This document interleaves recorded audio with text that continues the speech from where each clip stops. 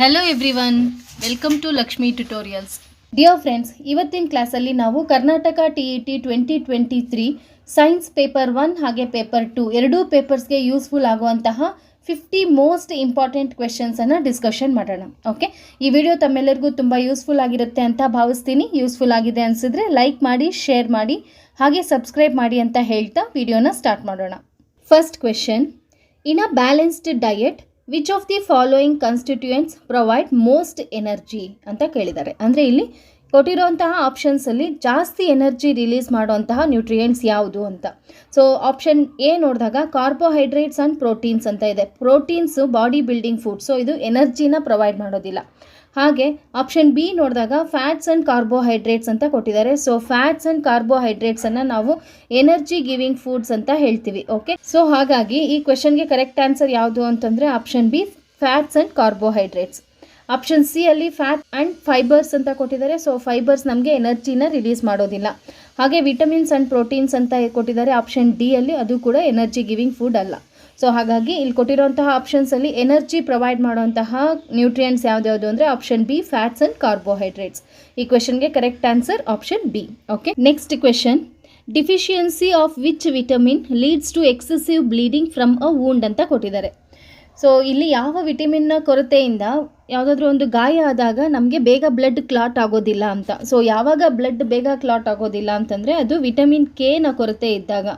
Okay, vitamin ಕೆನ ಕೊರತೆ ಇದ್ದಾಗ ಪ್ಲೇಟ್ಲೆಟ್ಸನ್ನು ಪ್ರೊಡ್ಯೂಸ್ ಆಗೋದಿಲ್ಲ. ಸೊ ಹಾಗಾಗಿ ಬ್ಲಡ್ ಕ್ಲಾಟ್ ಆಗೋದಿಲ್ಲ.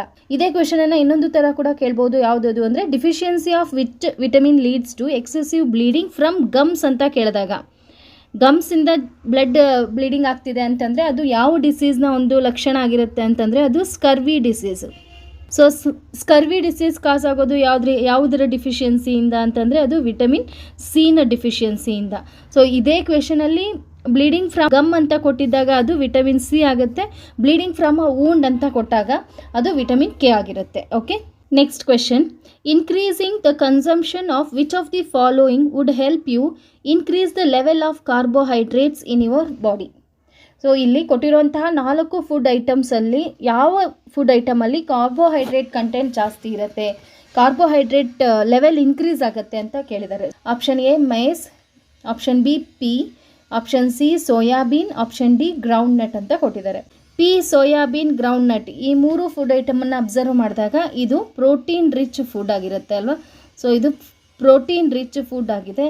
ಅದೇ ಥರ ಮೇಸ್ ತಗೊಂಡಾಗ ಮೇಸಲ್ಲಿ ಕಾರ್ಬೋಹೈಡ್ರೇಟ್ ಕಂಟೆಂಟ್ ಜಾಸ್ತಿ ಇರುತ್ತೆ. ಸೊ ನಮಗೆ ಕಾರ್ಬೋಹೈಡ್ರೇಟ್ ಲೆವೆಲ್ ಜಾಸ್ತಿ ಆಗಬೇಕಂದ್ರೆ ಯಾವ ಫುಡ್ ಐಟಮನ್ನು ತೊಗೋಬೇಕು, ಇಲ್ಲಿ ಕೊಟ್ಟಿರುವಂಥ 4 ಆಪ್ಷನ್ಸಲ್ಲಿ ಅಂದಾಗ ಅದು option A maize. Okay, next question, the vitamins which also act as antioxidants are ಅಂತ ಕೊಟ್ಟಿದ್ದಾರೆ. ಅಂದರೆ ಇಲ್ಲಿ ಕೊಟ್ಟಿರುವಂಥ ಆಪ್ಷನ್ಸಲ್ಲಿ ಯಾವ ವಿಟಮಿನ್ಸು ಆ್ಯಂಟಿ ಆಕ್ಸಿಡೆಂಟ್ಸ್ ಆಗಿ ವರ್ಕ್ ಮಾಡ್ತವೆ ಅಂತ. ಆ್ಯಂಟಿ ಆಕ್ಸಿಡೆಂಟ್ಸ್ ಅಂತಂದರೆ ಆಕ್ಸಿಡೇಷನನ್ನು ಪ್ರಿವೆಂಟ್ ಮಾಡೋವಂಥದ್ದು.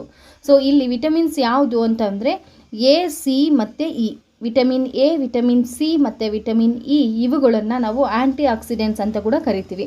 ಹಾಗೆ ಇಲ್ಲಿ ವಿಟಮಿನ್ಸ್ ಬದಲಿಗೆ ಮಿನರಲ್ಸ್ ಅಂತ ಕೊಟ್ಟಿದ್ದಾಗ ಯಾವ ಮಿನರಲ್ಸನ್ನು ನಾವು ಆ್ಯಂಟಿ ಆಕ್ಸಿಡೆಂಟ್ಸ್ ಅಂತ ಕರಿತೀವಿ ಅಂತಂದರೆ ಅದು ಕಾಪರ್, ಜಿಂಕ್ ಹಾಗೆ ಸೆಲೆನಿಯಮ್. ಸೊ ಇದೇ ಕ್ವೆಶನನ್ನು ವಿಟಮಿನ್ಸ್ ಬದಲಿಗೆ ಮಿನರಲ್ಸ್ ಅಂತ ಕೊಟ್ಟಿದ್ದಾಗ ಆನ್ಸರ್ ಏನಾಗಿರುತ್ತೆ ಅಂತಂದರೆ ಕಾಪರ್, ಜಿಂಕ್ ಹಾಗೆ ಸೆಲೆನಿಯಮ್ ಈ ಮಿನರಲ್ಸು ಆ್ಯಂಟಿ ಆಕ್ಸಿಡೆಂಟ್ಸ್ ಆಗಿ ವರ್ಕ್ ಮಾಡ್ತವೆ. ಓಕೆ, ಸೊ ಈ ಕ್ವೆಶನಲ್ಲಿ ಕೇಳಿರೋಂಥದ್ದು ವಿಟಮಿನ್ಸ್ ಯಾವ ವಿಟಮಿನ್ಸು ಆ್ಯಂಟಿ ಆಕ್ಸಿಡೆಂಟ್ಸ್ ಆಗಿ ವರ್ಕ್ ಮಾಡ್ತವೆ ಅಂತಂದರೆ ಅದು ವಿಟಮಿನ್ ಎ, ಸಿ ಮತ್ತು ಇ. ಸೊ ಈ ಕ್ವೆಶನ್ಗೆ correct answer option B. Okay, next question, which of the following acid is also a vitamin ಅಂತ ಕೊಟ್ಟಿದ್ದಾರೆ. ಸೊ ಇಲ್ಲಿ ಕೊಟ್ಟಿರುವಂತಹ ಆ್ಯಸಿಡ್ಗಳಲ್ಲಿ ಯಾವುದು ವಿಟಮಿನ್ ಕೂಡ ಹೌದು ಅಂತ ಅಲ್ವಾ. ಸೊ ಇಲ್ಲಿ ಆಪ್ಷನ್ಸ್ ಯಾವ್ದ್ಯಾವುದು ಅಂದರೆ ascorbic acid, formic acid, malic acid, palmitic acid ಅಂತ ಕೊಟ್ಟಿದ್ದಾರೆ. ಇಲ್ಲಿ ಕೊಟ್ಟಿರುವಂತಹ ಆಪ್ಷನ್ಸಲ್ಲಿ ಆಸ್ಕಾರ್ಬಿಕ್ ಆ್ಯಸಿಡ್ ಅನ್ನೋದು ವಿಟಮಿನ್ ಆಗಿದೆ. ವಿಟಮಿನ್ ಸಿನ ನಾವು ಆಸ್ಕಾರ್ಬಿಕ್ ಆ್ಯಸಿಡ್ ಅಂತ ಕೂಡ ಕರಿತೀವಿ. ಸೊ ಈ ಕ್ವೆಶನ್ಗೆ ಕರೆಕ್ಟ್ ಆನ್ಸರ್ ಯಾವುದು ಅಂದರೆ ಆಪ್ಷನ್ ಎ, ಆಸ್ಕಾರ್ಬಿಕ್ ಆ್ಯಸಿಡ್. ಇಲ್ಲಿ ಕೊಟ್ಟಿರೋಂಥ ಆಪ್ಷನ್ಸಲ್ಲಿ ಆಸ್ಕಾರ್ಬಿಕ್ ಆ್ಯಸಿಡನ್ನು ನಾವು ವಿಟಮಿನ್ ಸಿ ಅಂತ ಕರಿತೀವಿ ಅಲ್ವಾ. ಸೊ ವಿಟಮಿನ್ ಸಿ ಅಂತ ಕರಿತೀವಿ. ಹಾಗೆ ಇದು ಯಾವ ಫುಡ್ ಐಟಮ್ಸಲ್ಲಿ ಇರುತ್ತೆ ಅಂದರೆ ಅದು ಸಿಟ್ರಸ್ ಫ್ರೂಟ್ಸಲ್ಲಿ ಇರುತ್ತೆ. ಫಾರ್ಮಿಕ್ ಆ್ಯಸಿಡ್ ಯಾವುದ್ರಲ್ಲಿ ಇರುತ್ತೆ ಅಂತಂದರೆ formic acid found in ants sting. Okay, ants ಸ್ಟಿಂಗಲ್ಲಿ ಫಾರ್ಮಿಕ್ ಆ್ಯಸಿಡ್ ಇರುತ್ತೆ. ಹಾಗೆ ಮಾಲಿಕ್ ಆ್ಯಸಿಡ್ ಯಾವುದ್ರಲ್ಲಿ ಇರುತ್ತೆ ಅಂತಂದರೆ ಆ್ಯಪಲಲ್ಲಿ ಇರುತ್ತೆ. ಆ್ಯಪಲ್ ಹಾಗೆ ಚೆರಿ ಫ್ರೂಟ್ಸಲ್ಲಿ ಮಾಲಿಕ್ ಆ್ಯಸಿಡ್ ಇರುತ್ತೆ. ಪಾಲ್ಮಿಟಿಕ್ ಆ್ಯಸಿಡ್ ಯಾವುದ್ರಲ್ಲಿರುತ್ತೆ ಅಂತಂದರೆ ಪಾಮ್ ಆಯಿಲ್, ಇದು ಹೆಸರಲ್ಲೇ ನೆನ್ಪಿಟ್ಕೋಬಹುದಲ್ವಾ. ಸೊ ಪಾಲ್ಮಿಟಿಕ್ ಆ್ಯಸಿಡ್ ಪಾಮ್ ಆಯಿಲಲ್ಲಿರುತ್ತೆ. ಹಾಗೆ ಬಟರ್, ಮಿಲ್ಕ್, ಚೀಸ್ ಇವುಗಳಲ್ಲಿ ಕೂಡ ಪಾಲ್ಮಿಟಿಕ್ ಆ್ಯಸಿಡ್ ಇರುತ್ತೆ. ಸೊ ಪಾಲ್ಮಿಟಿಕ್ ಆ್ಯಸಿಡ್ ಅನ್ನೋದು ಪಾಮ್ ಆಯಿಲಲ್ಲಿರುತ್ತೆ, ಬಟರಲ್ಲಿ, ಚೀಸಲ್ಲಿ ಹಾಗೆ ಮಿಲ್ಕಲ್ಲಿ ಕೂಡ ಇರುತ್ತೆ. ಹಾಗೆ ಇನ್ನೊಂದಷ್ಟು ಆ್ಯಸಿಡ್ಸು, ಹಾಗೆ ಯಾವ ಫುಡ್ ಐಟಮಲ್ಲಿ ಆ್ಯಸಿಡ್ ಇರುತ್ತೆ ಅನ್ನೋದನ್ನು ನೋಡೋಣ ಈಗ. ಓಕೆ, ಅಸಿಟಿಕ್ ಆ್ಯಸಿಡ್ಡು ವಿನೆಗರಲ್ಲಿರುತ್ತೆ, ಫಾರ್ಮಿಕ್ ಆ್ಯಸಿಡ್ಡು ಆ್ಯನ್ಸ್ ಸ್ಟಿಂಗಲ್ಲಿರುತ್ತೆ, citric acid citrus fruits. So citrus fruits ಅಂದರೆ ಹುಳಿ ಇರುವಂತಹ ಫ್ರೂಟ್ಸಲ್ಲಿ ಆರೆಂಜು, ಲೆಮನ್ನು, ಗೂಸ್ಬೆರ್ರಿ ಇವುಗಳಲ್ಲಿ ಸಿಟ್ರಿಕ್ ಆ್ಯಸಿಡ್ ಇರುತ್ತೆ. ಲ್ಯಾಕ್ಟಿಕ್ ಆ್ಯಸಿಡ್ಡು ಕರ್ಡಲ್ಲಿರುತ್ತೆ. ಆಕ್ಸಾಲಿಕ್ ಆ್ಯಸಿಡ್ ಸ್ಪಿನಾಚಲ್ಲಿ. ಆಸ್ಕಾರ್ಬಿಕ್ ಆ್ಯಸಿಡ್ ಈಗ ತಾನೇ ತಿಳ್ಕೊಂಡ್ವಿ, ಇದರಲ್ಲಿ ವಿಟಮಿನ್ ಸಿ ಇರುತ್ತೆ. ಸೊ ವಿಟಮಿನ್ ಸಿ ಅಂತಂದರೆ ಅದು ಸಿಟ್ರಸ್ ಫ್ರೂಟ್ಸಲ್ಲಿ ಇರುತ್ತೆ. ನೆಕ್ಸ್ಟ್ ಟಾರ್ಟಾರಿಕ್ ಆ್ಯಸಿಡ್ಡು ಟ್ಯಾಮರಿಂಡಲ್ಲಿ, ಗ್ರೇಪ್ಸ್, ಅನ್ರೈಪ್ ಮ್ಯಾಂಗೋ ಇವುಗಳಲ್ಲಿ ಟಾರ್ಟಾರಿಕ್ ಆ್ಯಸಿಡ್ ಇರುತ್ತೆ. ಈಗ ಇನ್ನೊಂದಷ್ಟು ಇಂಪಾರ್ಟೆಂಟ್ ಬೇಸ್, ಹಾಗೆ ಆ ಬೇಸ್ ಇರುವಂತಹ ಫುಡ್ ಐಟಮ್ ಯಾವುದು ಅನ್ನೋದನ್ನು ನೋಡೋಣ. ಕ್ಯಾಲ್ಶಿಯಂ ಹೈಡ್ರಾಕ್ಸೈಡು ಲೈಮ್ ವಾಟರಲ್ಲಿರುತ್ತೆ. Ammonium hydroxide window cleaner, glass cleaner ಇವುಗಳಲ್ಲಿ ಅಮೋನಿಯಂ ಹೈಡ್ರಾಕ್ಸೈಡ್ ಇರುತ್ತೆ. ಸೋಡಿಯಂ ಹೈಡ್ರಾಕ್ಸೈಡ್ ಹಾಗೆ ಪೊಟ್ಯಾಷಿಯಂ ಹೈಡ್ರಾಕ್ಸೈಡು ಸೋಪಲ್ಲಿರುತ್ತೆ. ಮೆಗ್ನೀಷಿಯಂ ಹೈಡ್ರಾಕ್ಸೈಡ್ ಅನ್ನೋದು ಆ್ಯಂಟಾಸಿಡಲ್ಲಿ ಇರುತ್ತೆ. ಆ್ಯಂಟಾಸಿಡ್ ಅಂತಂದರೆ ಸ್ಟೊಮಕ್ಕಲ್ಲಿ ಅಸಿಡಿಟಿ ಜಾಸ್ತಿ ಆದಾಗ ಸ್ಟಮಕ್ ಬರ್ನಿಂಗ್ ಎಲ್ಲ ಆಗುತ್ತಲ್ವ. ಸೊ ಅಂಥ ಟೈಮಲ್ಲಿ ನಾವು ಯೂಸ್ ಮಾಡೋಂತಹ ಮೆಡಿಸಿನ್ಸನ್ನು ನಾವು ಆ್ಯಂಟಾಸಿಡ್ಸ್ ಅಂತ ಕರಿತೀವಿ. ಆ ಆ್ಯಂಟಾಸಿಡ್ಸಲ್ಲಿ ಯಾವ ಬೇಸ್ ಇರುತ್ತೆ ಅಂತಂದರೆ ಅದು ಮೆಗ್ನೀಷಿಯಂ ಹೈಡ್ರಾಕ್ಸೈಡ್. ಇದನ್ನು ಇಂಪಾರ್ಟೆಂಟಾಗಿ ನೆನ್ಪಿಟ್ಕೋಬೇಕಾಗುತ್ತೆ. ಓಕೆ, ಸೊ ಮೆಗ್ನೀಷಿಯಂ ಹೈಡ್ರಾಕ್ಸೈಡನ್ನು ನಾವು ಮಿಲ್ಕ್ ಆಫ್ ಮೆಗ್ನೀಷಿಯಾ ಅಂತ ಕೂಡ ಕರಿತೀವಿ. Okay, next question, which fat soluble vitamin is necessary for good skin ಅಂತ ಕ್ವೆಶನ್ ಇದೆ. ಇಲ್ಲಿ ನಮಗೆ ಇನ್ನೊಂದು ಇನ್ಫಾರ್ಮೇಷನ್ ತಿಳ್ಕೊಬೇಕಾಗುತ್ತೆ. ಯಾವುದದು ಅಂದರೆ ಫ್ಯಾಟ್ ಸಾಲ್ಯುಬಲ್ ವಿಟಮಿನ್ಸ್ ಯಾವುದು, ಹಾಗೆ ವಾಟರ್ ಸಾಲ್ಯುಬಲ್ ವಿಟಮಿನ್ಸ್ ಯಾವುದು ಅಂತ.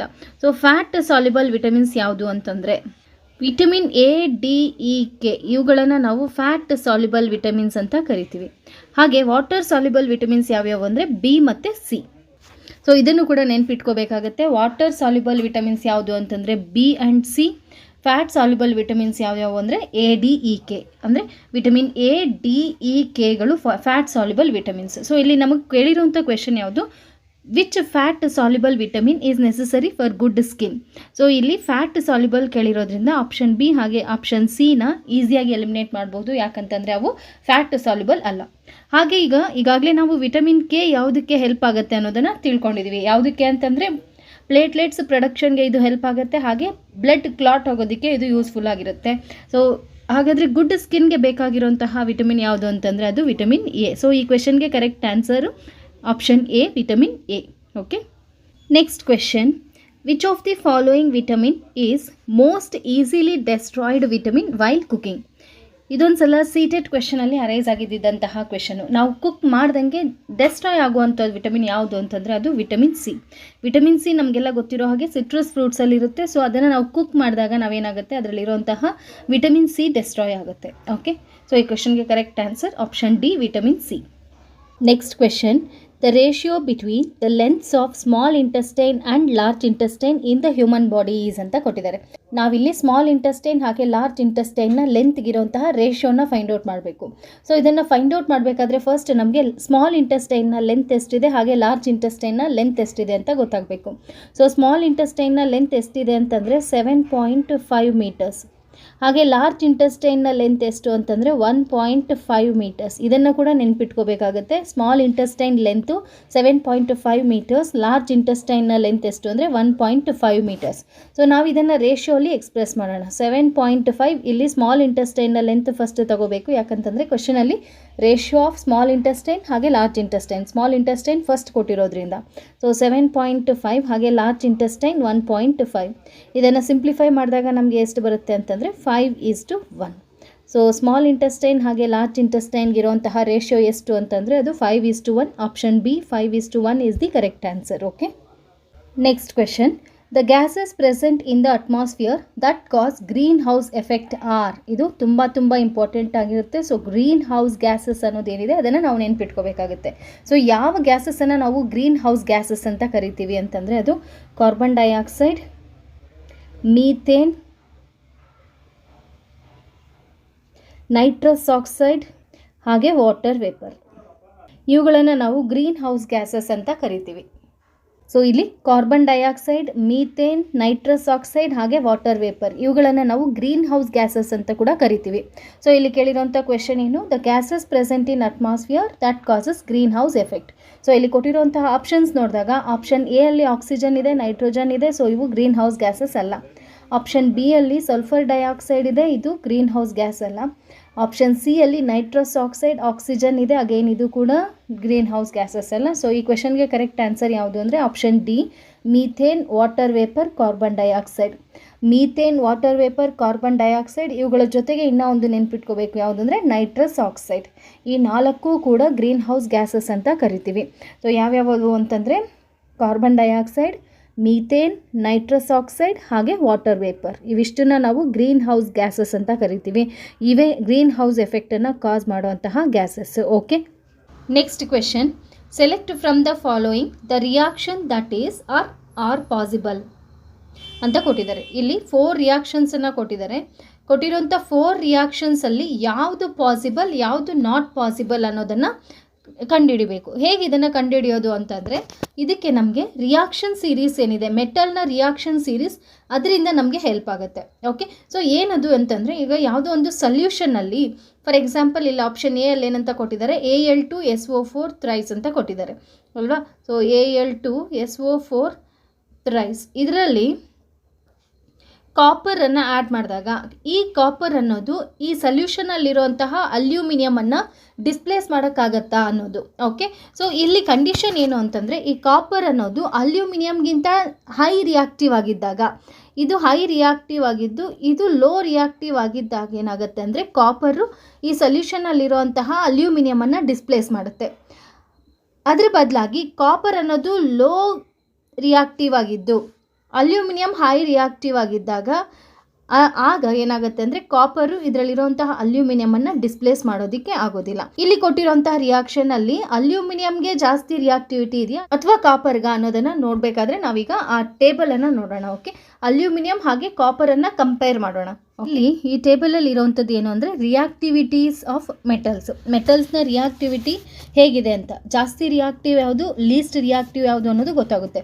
ಈ ಟೇಬಲನ್ನು ಅಬ್ಸರ್ವ್ ಮಾಡಿದಾಗ ಫಸ್ಟ್ ಯಾವುದಿದೆ ಅಂದರೆ ಪೊಟ್ಯಾಷಿಯಮ್ ಅನ್ನೋದು ಮೋಸ್ಟ್ ರಿಯಾಕ್ಟಿವ್ ಮೆಟಲ್, ಅದಾದಮೇಲೆ ಸೋಡಿಯಂ, ಅದಾದಮೇಲೆ ಕ್ಯಾಲ್ಶಿಯಂ. ಸೊ ಇವು ಏನಿದೆ ಇದು ಮೋಸ್ಟ್ ರಿಯಾಕ್ಟಿವ್ ಮೆಟಲ್ಸ್ ಆಗಿದೆ. ಹಾಗೆ ಕೆಳಗಡೆ ನೋಡಿದಾಗ ಅಂತಂದರೆ ಈ ಟೇಬಲ್ನ ಕೆಳಗಡೆ ನೋಡಿದಾಗ ಗೋಲ್ಡ್ ಇದೆ, ಹಾಗೆ ಸಿಲ್ವರ್, ಮರ್ಕ್ಯುರಿ. ಸೊ ಗೋಲ್ಡ್ ಅನ್ನೋದೇನಿದೆ ಇದು ಲೀಸ್ಟ್ ರಿಯಾಕ್ಟಿವ್ ಮೆಟಲ್. ಸೊ ಈ ಟೇಬಲನ್ನು ನೆನ್ಪಿಟ್ಕೊಂಡ್ರೆ ನಾವು ಕೊಟ್ಟಿರೋಂತಹ reactions is it possible or not ಅನ್ನೋದನ್ನು ಫೈಂಡ್ ಔಟ್ ಮಾಡಬಹುದು. ಓಕೆ, ಸೊ ಫಸ್ಟ್ ರಿಯಾಕ್ಷನಲ್ಲಿ ಯಾವ್ದು ಕೊಟ್ಟಿದ್ದಾರೆ ಅಂದರೆ ಅಲ್ಯೂಮಿನಿಯಂ ಸಲ್ಫೇಟ್ ಹಾಗೆ ಕಾಪರನ್ನು ಕೊಟ್ಟಿದ್ದಾರೆ ಅಲ್ವಾ. ಸೊ ಅಲ್ಯೂಮಿನಿಯಂ ಅನ್ನೋದು ಕಾಪರ್ಗಿಂತ ಮೇಲೆ ಇದೆ ಅಂತಂದರೆ ಅಲ್ಯೂಮಿನಿಯಂ ಅನ್ನೋದು ಕಾಪರ್ಗಿಂತ ಜಾಸ್ತಿ ರಿಯಾಕ್ಟಿವ್, ಅಂದರೆ aluminium high reactive than copper low reactive. So ಹಾಗಿರೋವಾಗ ಏನು ಅಂದರೆ ಕೊಟ್ಟಿರೋಂತಹ ಈಕ್ವೇಷನಲ್ಲಿ ಅಲ್ಯೂಮಿನಿಯಮನ್ನು ಕಾಪರು ಡಿಸ್ಪ್ಲೇಸ್ ಮಾಡೋದಕ್ಕೆ ಆಗೋದಿಲ್ಲ. ಇಲ್ಲಿ ಕೊಟ್ಟಿರೋಂತಹ ಆಪ್ಷನ್ ಎ ಅಲ್ಲಿ ಅಲ್ಯೂಮಿನಿಯಮ್ಗಿಂತ ಕಾಪರ್ ಅನ್ನೋದು ಕಡಿಮೆ ರಿಯಾಕ್ಟಿವ್ ಆಗಿರೋದ್ರಿಂದ ಕಾಪರು ಅಲ್ಯೂಮಿನಿಯಮನ್ನು ಡಿಸ್ಪ್ಲೇಸ್ ಮಾಡೋದಕ್ಕಾಗೋದಿಲ್ಲ. ಸೊ ಫಸ್ಟ್ ರಿಯಾಕ್ಷನ್ ಏನಿದೆ ಅದು ಪಾಸಿಬಲ್ ಇಲ್ಲ.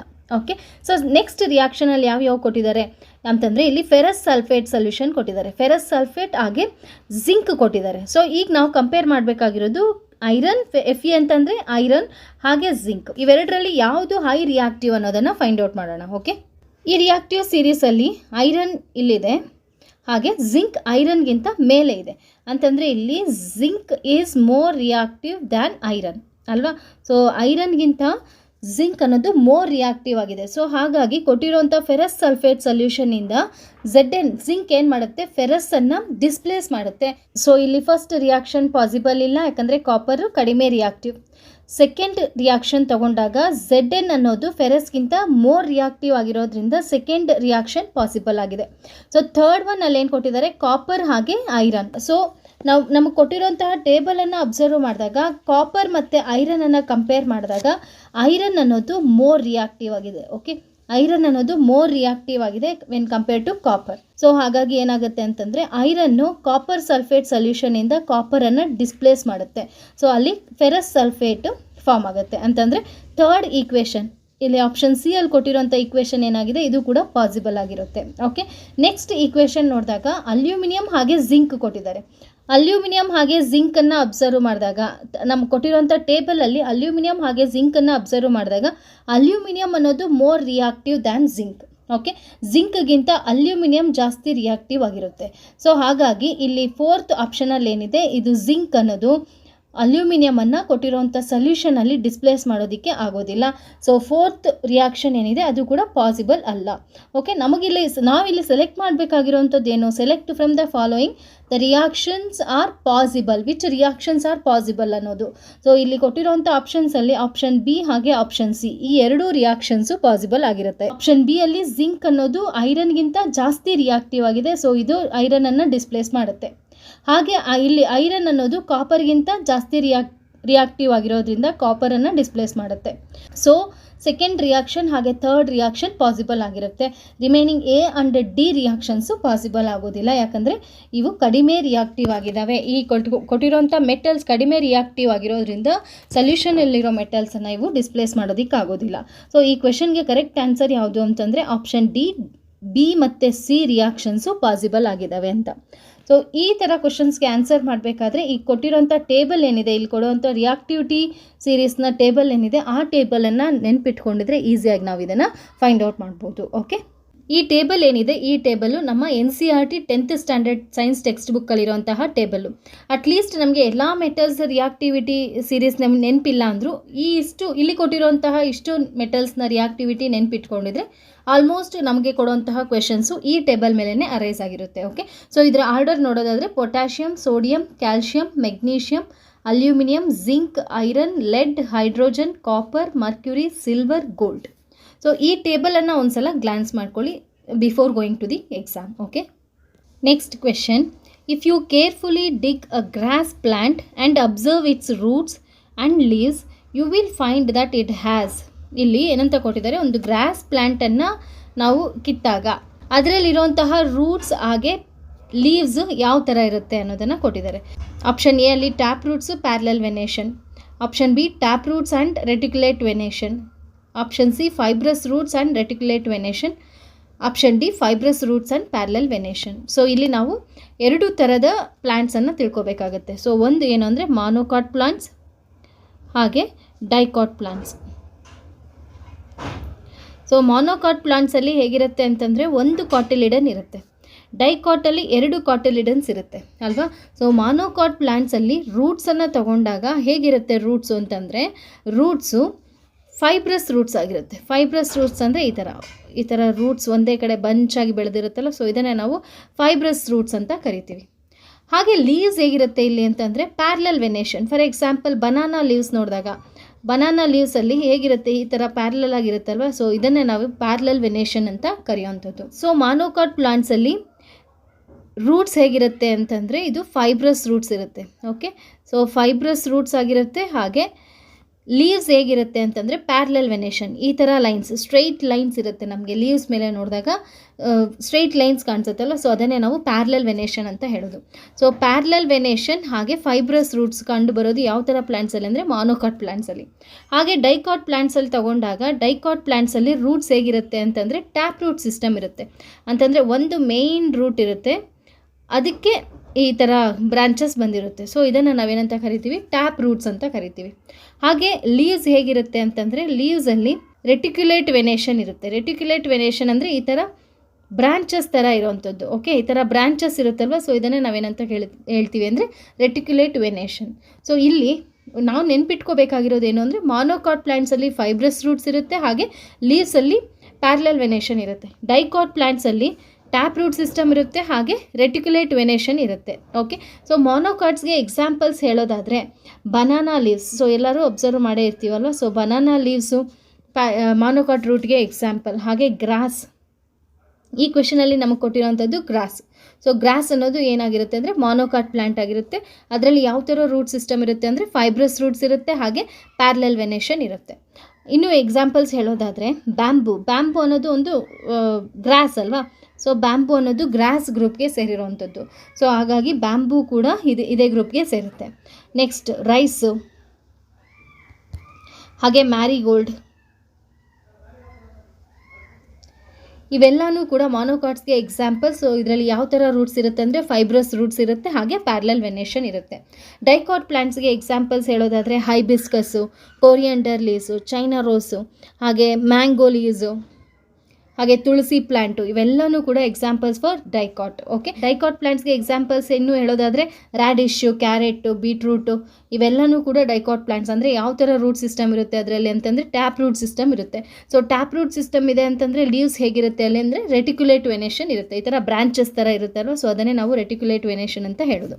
ಸೊ ಇಲ್ಲಿ ಕೊಟ್ಟಿರೋಂಥದ್ದು ಏನು ಅಂದರೆ if you carefully dig a grass plant and observe its roots and leaves you will find that it has. So grass ಅನ್ನೋದು ಮಾನೋಕಾಟ್ ಅಲ್ವಾ. ಸೊ ಮಾನೋಕಾಟ್ ಪ್ಲಾಂಟ್ಸಲ್ಲಿ ಯಾವ ಥರ ರೂಟ್ಸ್ ಇರುತ್ತೆ ಅಂತಂದರೆ ಅದು ಫೈಬ್ರಸ್ ರೂಟ್ಸ್ ಆಗಿರುತ್ತೆ. ಹಾಗೆ ಯಾವ ಥರ ಲೀವ್ಸ್ ಇರುತ್ತೆ ಅಂತಂದರೆ ಅದು ಪ್ಯಾರಲಲ್ ವೆನೇಷನ್ ಇರೋಂಥ ಲೀವ್ಸ್ ಇರುತ್ತೆ ಅಲ್ವಾ. ಸೊ ಇಲ್ಲಿ ಆಪ್ಷನ್ ಸಿ ಅಲ್ಲಿ ಫೈಬ್ರಸ್ ರೂಟ್ಸ್ ಅಂತ ಕೊಟ್ಟಿದ್ದಾರೆ, ಬಟ್ ಇಲ್ಲಿ ರೆಟಿಕ್ಯುಲೇಟ್ ವೆನೇಷನ್ ಅಂತ ಕೊಟ್ಟಿದ್ದಾರೆ. ಸೊ ಇದು ರಾಂಗ್ ಆಪ್ಷನ್ ಆಗುತ್ತೆ. ಆಪ್ಷನ್ ಡಿ ನೋಡಿದಾಗ ಫೈಬ್ರಸ್ ರೂಟ್ಸ್ ಹಾಗೆ ಪ್ಯಾರಲಲ್ ವೆನೇಷನ್ ಅಂತ ಕೊಟ್ಟಿದ್ದಾರೆ. ಸೊ ಈ ಕ್ವೆಶನ್ಗೆ ಕರೆಕ್ಟ್ ಆನ್ಸರ್ ಯಾವುದು ಅಂದರೆ option D. Okay, next question, which of the following terms constitute the female parts of the flower ಅಂತ ಕೊಟ್ಟಿದ್ದಾರೆ.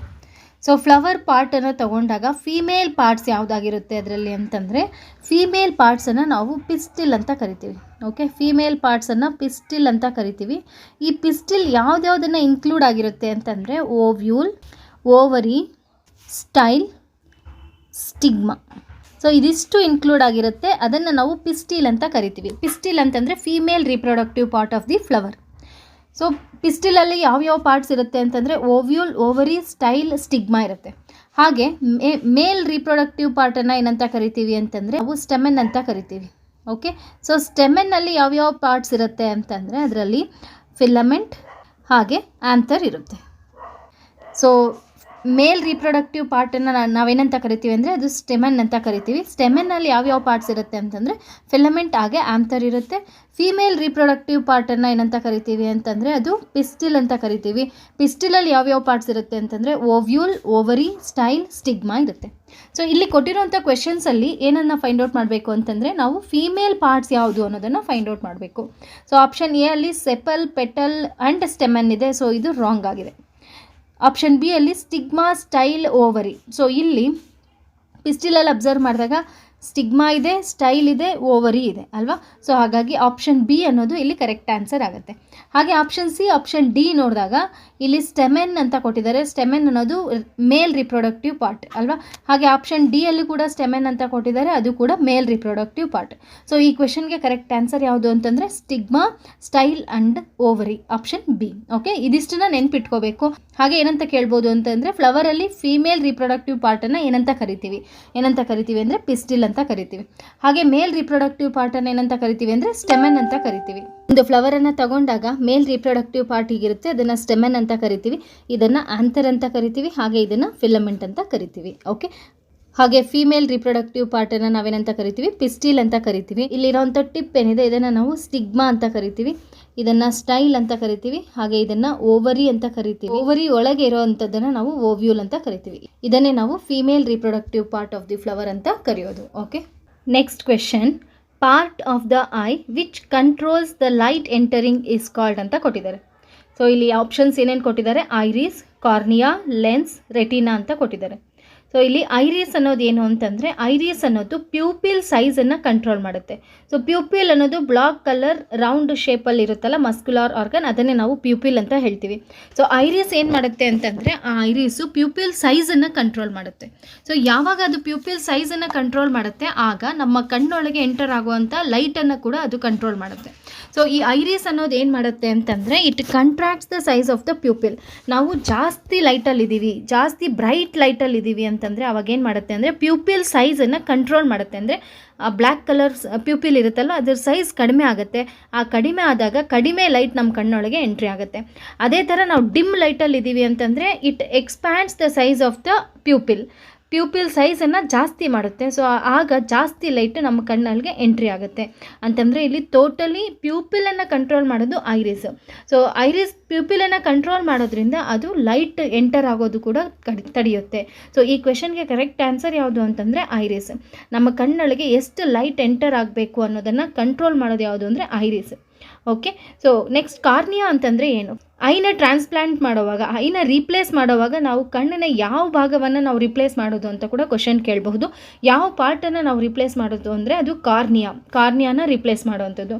ಹಾಗೆ ನಮ್ಮ ಹ್ಯೂಮನ್ ಐಯಲ್ಲಿರುವಂತಹ ಲೆನ್ಸ್ ಯಾವ ಥರ ಲೆನ್ಸು ಅಂತಂದರೆ ಕಾನ್ವೆಕ್ಸ್ ಲೆನ್ಸ್ ಆಗಿರುತ್ತೆ. ಓಕೆ, ಕಾನ್ವೆಕ್ಸ್ ಲೆನ್ಸ್ ಇರುತ್ತೆ ನಮ್ಮ ಕಣ್ಣಲ್ಲಿ. ಹಾಗೆ ರೆಟಿನಾ ಅನ್ನೋದು ಏನದು ಅಂದರೆ ಸ್ಕ್ರೀನ್. ರೆಟಿನಾ ಮೇಲೆ ನಾವು ಏನೆಲ್ಲ ಆಬ್ಜೆಕ್ಟ್ಸನ್ನು ನೋಡ್ತೀವಿ, ಆ ಆಬ್ಜೆಕ್ಟ್ಸನ್ನು ಇಮೇಜ್ ಎಲ್ಲಿ ಫಾರ್ಮ್ ಆಗೋದು ಅಂದರೆ ಅದು ರೆಟಿನಾ ಮೇಲೆ. ಓಕೆ, ಇನ್ನು ಫಿಗರನ್ನು ಅಬ್ಸರ್ವ್ ಮಾಡೋದಾದರೆ ಐರಿಸ್ ಅನ್ನೋದು ಇಲ್ಲಿದೆಯಲ್ವ, ಈ ಪಾರ್ಟನ್ನು ನಾವು ಐರಿಸ್ ಅಂತ ಹೇಳೋದು. ಆ ಕಡೆ ಈ ಕಡೆ ಎರಡೂ ಕಡೆ ಇದು ಏನು ಮಾಡುತ್ತೆ ಅಂತಂದರೆ ಪ್ಯೂಪಿಲ್ ಸೈಜನ್ನು ಕಂಟ್ರೋಲ್ ಮಾಡುತ್ತೆ. ಇಲ್ಲಿ ಬ್ಲ್ಯಾಕ್ ಕಲರ್ ಪ್ಯೂಪಿಲ್ ಇರುತ್ತಲ್ಲ, ಸೊ ಅದನ್ನೇ ಪ್ಯೂಪಿಲ್ ಅಂತ ಹೇಳೋದು. ಆ ಪ್ಯೂಪಿಲನ್ನು ಸೈಜನ್ನು ಕಂಟ್ರೋಲ್ ಮಾಡುವಂಥದ್ದು ಐರಿಸ್. ಹಾಗೆ ಕಾರ್ನಿಯಾ ಅನ್ನೋದು ಇಲ್ಲಿದೆ ಅಲ್ವಾ, ಸೊ ಈ ಪಾರ್ಟನ್ನು ನಾವು ಕಾರ್ನಿಯಾ ಅಂತ ಕರಿತೀವಿ. ಕಾರ್ನಿಯಾ ಅನ್ನೋದು ಕಾರ್ನಿಯಾ ಮೂಲಕನೇ ಐ ಒಳಗೆ ಲೈಟ್ ಎಂಟರ್ ಆಗೋದು ಯಾವುದ್ರ ಮೂಲಕ ಅಂದರೆ ಅದು ಕಾರ್ನಿಯಾ ಮೂಲಕ. ಲೈಟನ್ನು ಕಂಟ್ರೋಲ್ ಮಾಡೋದು ಯಾವುದು ಅಂತಂದರೆ ಅದು iris. Okay, by controlling the size of the pupil. And then aqueous humour ಅಂತಂದರೆ ಏನು? ದ ಲಿಕ್ವಿಡ್, ಆ ಜೆಲಿ ಲೈಕ್ ಸಬ್ಸ್ಟೆನ್ಸ್ ಏನಿರುತ್ತೆ ಐಯಲ್ಲಿ, ಅದನ್ನೇ ನಾವು ಏಕ್ವಿಯಸ್ ಹ್ಯೂಮರ್ ಅಂತ ಕರಿತೀವಿ. ಹಾಗೆ ಕ್ರಿಸ್ಟಲೈನ್ ಲೆನ್ಸ್ ಇರುತ್ತೆ. ಯಾವ ಥರ ಲೆನ್ಸ್ ಇರುತ್ತೆ ನಮ್ಮಲ್ಲಿ ಅಂತಂದರೆ ಅದು ಕಾನ್ವೆಕ್ಸ್ ಲೆನ್ಸ್. ಇದನ್ನು ಸಿಲಿಯರಿ ಮಸಲ್ಸ್ ಅಂತ ಕರಿತೀವಿ. ಆ ಕಡೆ ಈ ಕಡೆ ಇದೆಯಲ್ವ, ಇದನ್ನು ನಾವು ಸಿಲಿಯರಿ ಮಸಲ್ಸ್ ಅಂತ ಕರಿತೀವಿ. ಹಾಗೆ ಈ ಸ್ಕ್ರೀನ್ ಏನಿದೆ, ಈ ಸ್ಕ್ರೀನನ್ನೇ ನಾವು ರೆಟಿನಾ ಅಂತ ಕರೆಯೋದು. ನೆಕ್ಸ್ಟ್ ಇದನ್ನು ಆಪ್ಟಿಕ್ ನರ್ವ್ಸ್ ಅಂತ ಕರಿತೀವಿ. ಇಲ್ಲಿ ಜಂಕ್ಷನ್ ಇದೆಯಲ್ವ, ರೆಟಿನಾ ಹಾಗೆ ಆಪ್ಟಿಕ್ ನರ್ವ್ ಮೀಟ್ ಆಗ್ತಾ ಇರೋಂತಹ ಪ್ಲೇಸ್ ಜಂಕ್ಷನ್ ಇದೆಯಲ್ವ, ಅದನ್ನೇ ನಾವು ಬ್ಲೈಂಡ್ ಸ್ಪಾಟ್ ಅಂತ ಕರಿತೀವಿ. ಓಕೆ, ಸೊ ಯಾಕೆ ಅದನ್ನು ಬ್ಲೈಂಡ್ ಸ್ಪಾಟ್ ಅಂತ ಕರಿತೀವಿ ಅಂತಂದರೆ ಅಲ್ಲಿ ಏನು ಅಂತಂದರೆ ಲೈಟನ್ನು ಸೆನ್ಸ್ ಮಾಡುವಂತಹ ಸೆಲ್ಸ್ ಇರೋದಿಲ್ಲ. ಸೊ ಅಲ್ಲಿ ಯಾವಾಗ ಸೆಲ್ಸ್ ಇರಲ್ಲ ಆಗ ಅಲ್ಲಿ ಇಮೇಜ್ ಫಾರ್ಮ್ ಆಗೋದಿಲ್ಲ. ಈ ಸ್ಪಾಟಲ್ಲಿ ಏನಾದರೂ ಇಮೇಜ್ ಬಿತ್ತು ಅಂತ ನಾವು ನೋಡೋವಂತಹ ಆಬ್ಜೆಕ್ಟ್ನ ಇಮೇಜ್ ಎಲ್ಲಿ ಬೀಳುತ್ತೆ ಅಂತಂದರೆ ಅದು ರೆಟಿನಾ ಮೇಲೆ ಫಾರ್ಮ್ ಆಗುತ್ತೆ ಅಲ್ವಾ. ಸೊ ಈ ಸ್ಪಾಟಲ್ಲಿ ಏನಾದರೂ ಇಮೇಜ್ ಫಾರ್ಮ್ ಆದರೆ ಅದು ನಮ್ಮ ಕಣ್ಣಿಗೆ ಕಾಣಿಸೋದಿಲ್ಲ. ಸೊ ಅದನ್ನೇ ನಾವೇನಂತ ಕರಿತೀವಿ? ಬ್ಲೈಂಡ್ ಸ್ಪಾಟ್ ಅಂತ ಕರಿತೀವಿ. Okay, next question, morning star is the name given to ಅಂತ ಕೊಟ್ಟಿದ್ದಾರೆ. ಸೊ ಇಲ್ಲಿ ಆಪ್ಷನ್ಸಲ್ಲಿ pole star, star Sirius, planet Jupiter, planet Venus ಅಂತ ಕೊಟ್ಟಿದ್ದಾರೆ. ಸೊ ಪೋಲ್ ಸ್ಟಾರ್ ಅನ್ನೋದೇನಿದು ಅಂತಂದರೆ ಪೋಲ್ ಸ್ಟಾರ್ ಅನ್ನೋದು ಯಾವಾಗಲೂ ಅರ್ಥನ ನಾರ್ತ್ ಡೈರೆಕ್ಷನ್ಗೆ ಇರುತ್ತೆ. ಓಕೆ, ಹಾಗೆ ಸ್ಟಾರ್ ಸಿರಿಯಸ್ ಅನ್ನೋದೇನು ಅಂದರೆ ಬ್ರೈಟೆಸ್ಟ್ ಸ್ಟಾರ್. ಸೊ ಇದು ಕೂಡ ನೆನ್ಪಿಟ್ಕೋಬೇಕು. ಸೊ ಎಕ್ಸಾಮಲ್ಲಿ ಕೇಳೋ ಚಾನ್ಸಸ್ ಇರುತ್ತೆ. Which is the brightest star ಅಂತಂದರೆ ಅದು ಸಿರಿಯಸ್. ನೆಕ್ಸ್ಟ್ ಪ್ಲಾನೆಟ್ ಜುಪಿಟರ್ ಅನ್ನೋದೇನು ಅಂತಂದರೆ it is the largest planet ಯಾವುದು ಅಂತಂದರೆ ಅದು ಪ್ಲಾನೆಟ್ ಜುಪಿಟರ್. ಸೊ ವೀನಸ್ಸನ್ನು ನಾವು ಮಾರ್ನಿಂಗ್ ಸ್ಟಾರ್ ಹಾಗೆ ಈವ್ನಿಂಗ್ ಸ್ಟಾರ್ ಅಂತ ಕರಿತೀವಿ. ಯಾಕಂತಂದರೆ ವೀನಸ್ಸನ್ನು ನಾವು ಪೂರ್ವದ ಕಡೆ ಸೂರ್ಯ ಉದಯಿಸೋಕ್ಕೆ ಮುಂಚೆ ಕಾಣಬಹುದು, ಹಾಗೆ ಪಶ್ಚಿಮದಲ್ಲಿ ಸೂರ್ಯಾಸ್ತದ ನಂತರ ಕಾಣಿಸುವಂತಹ ಪ್ಲಾನೆಟ್ ಆಗಿದೆ. ಹಾಗೆ ವೀನಸ್ ಬಗ್ಗೆ ಇನ್ನೊಂದು ಇಂಪಾರ್ಟೆಂಟ್ ಥಿಂಗ್ ಏನು ಅಂತಂದರೆ ಎಲ್ಲ ಪ್ಲಾನೆಟ್ಸು ಕೂಡ ವೆಸ್ಟಿಂದ ಈಸ್ಟ್ ಡೈರೆಕ್ಷನ್ಗೆ ರೊಟೇಷನ್ ಆಗ್ತವೆ. West to east. Okay, west to ಈಸ್ಟ್ಗೆ ರೊಟೇಷನ್ ಆಗ್ತದೆ ವೀನಸ್ ಆ್ಯಂಡ್ ಯುರೇನಸ್. ಈ ಎರಡು ಪ್ಲಾನೆಟ್ಸ್ ಏನಿದೆ ಅಂತಂದರೆ ರಿವರ್ಸ್ ರೊಟೇಷನ್ ಆಗುತ್ತೆ. ಉಳಿದಿರೋ ಎಲ್ಲ ಪ್ಲಾನೆಟ್ಸು ಕೂಡ ವೆಸ್ಟಿಂದ ಈಸ್ಟ್ ಡೈರೆಕ್ಷನ್ಗೆ ರೊಟೇಷನ್ ಆದರೆ ವೀನಸ್ ಮತ್ತು ಯುರೇನಸ್ ಅನ್ನೋದು ಏನಾಗಂತಂದರೆ ಈಸ್ಟಿಂದ ವೆಸ್ಟ್ಗೆ ರೊಟೇಷನ್ ಆಗುತ್ತೆ. ಓಕೆ, ಈ ಕ್ವೆಶನನ್ನು ಕೂಡ ಕೇಳಬಹುದು. ಸೊ ಇಲ್ಲಿ ಮಾರ್ನಿಂಗ್ ಸ್ಟಾರ್ ಅಂತ ಯಾವುದನ್ನು ಕರಿತೀವಿ ಅಂತಂದರೆ ಅದು ವೀನಸ್ಸನ್ನು, ಶುಕ್ರ ಗ್ರಹವನ್ನು ನಾವು ಮಾರ್ನಿಂಗ್ ಸ್ಟಾರ್ ಅಥವಾ ಈವ್ನಿಂಗ್ ಸ್ಟಾರ್ ಅಂತ ಕರಿತೀವಿ. Okay, next question, electric current is to be passed from one body to another. For this purpose the two bodies must be joined by ಅಂತ ಕೊಟ್ಟಿದ್ದಾರೆ. ಅಂತಂದರೆ ಇಲ್ಲಿ 4 ಆಪ್ಷನ್ಸ್ ಕೊಟ್ಟಿದ್ದಾರೆ. 4 ಆಪ್ಷನ್ಸಲ್ಲಿ ಯಾವುದನ್ನು ನಾವು ಕನೆಕ್ಟ್ ಮಾಡಿದ್ರೆ ಎರಡು ಆಬ್ಜೆಕ್ಟ್ಸನ್ನು ಕರೆಂಟ್ ಪಾಸ್ ಆಗುತ್ತೆ ಅನ್ನೋದು. ಸೊ ಇಲ್ಲಿ ಕಾಟನ್ ಥ್ರೆಡ್ ಕೊಟ್ಟಿದ್ದಾರೆ, ಪ್ಲಾಸ್ಟಿಕ್ ಸ್ಟ್ರಿಂಗ್ ಕೊಟ್ಟಿದ್ದಾರೆ, ಕಾಪರ್ ವೈರ್ ಹಾಗೆ ರಬ್ಬರ್ ಬ್ಯಾಂಡ್. ಸೊ ಕೊಟ್ಟಿರುವಂಥ 4 ಆಪ್ಷನ್ಸಲ್ಲಿ ಕಂಡಕ್ಟರ್ ಯಾವುದು, ಗುಡ್ ಕಂಡಕ್ಟರ್ ಯಾವುದು ಅನ್ನೋದನ್ನು ಫೈಂಡ್ ಔಟ್ ಮಾಡಬೇಕು. ಸೊ ಕಾಟನ್ ಥ್ರೆಡ್ ಅನ್ನೋದು ಕರೆಂಟನ್ನು ಪಾಸ್ ಮಾಡಲ್ಲ. ಸೊ ಕಾಟನ್ ಥ್ರೆಡ್ ಅನ್ನೋದು bad conductor of electricity. So ಇದು ಆಪ್ಷನ್ ಕರೆಕ್ಟ್ ಅಲ್ಲ. ನೆಕ್ಸ್ಟ್ ಪ್ಲಾಸ್ಟಿಕ್ ಸ್ಟ್ರಿಂಗು ಕೂಡ ಬ್ಯಾಡ್ ಕಂಡಕ್ಟರ್ ಆಫ್ ಎಲೆಕ್ಟ್ರಿಸಿಟಿ, ಹಾಗೆ ರಬ್ಬರ್ ಬ್ಯಾಂಡ್ ಕೂಡ ಬ್ಯಾಡ್ ಕಂಡಕ್ಟರ್ ಆಫ್ ಎಲೆಕ್ಟ್ರಿಸಿಟಿ. ಇದರಲ್ಲಿ ಗುಡ್ ಕಂಡಕ್ಟರ್ ಆಫ್ ಎಲೆಕ್ಟ್ರಿಸಿಟಿ ಯಾವುದು ಅಂದರೆ ಕಾಪರ್ ವೈರ್ ಅನ್ನೋದು metal. So metals are good conductors of electric current. So ಹಾಗಾದರೆ ಎರಡು ಆಬ್ಜೆಕ್ಟ್ಸನ್ನು ನಾವು ಯಾವುದರಿಂದ ಜಾಯಿನ್ ಮಾಡಬೇಕು ಅಂತಂದರೆ ಅದು ಕಾಪರ್ ವೈರ್. ಈ ಕ್ವೆಶನ್ಗೆ ಕರೆಕ್ಟ್ ಆನ್ಸರ್ ಯಾವುದು ಅಂದರೆ option C, copper wire. Okay, next question, which of the following solutions will not conduct electricity ಅಂತ. ಸೊ ನಾಟ್ ಕಂಡಕ್ಟ್ ಎಲೆಕ್ಟ್ರಿಸಿಟಿ ಅಂತ ಕೊಟ್ಟಿದ್ದಾರೆ. ಸೊ ಇಲ್ಲಿ ಆಪ್ಷನ್ಸಲ್ಲಿ lemon juice, vinegar, tap water, vegetable oil ಅಂತ ಕೊಟ್ಟಿದ್ದಾರೆ.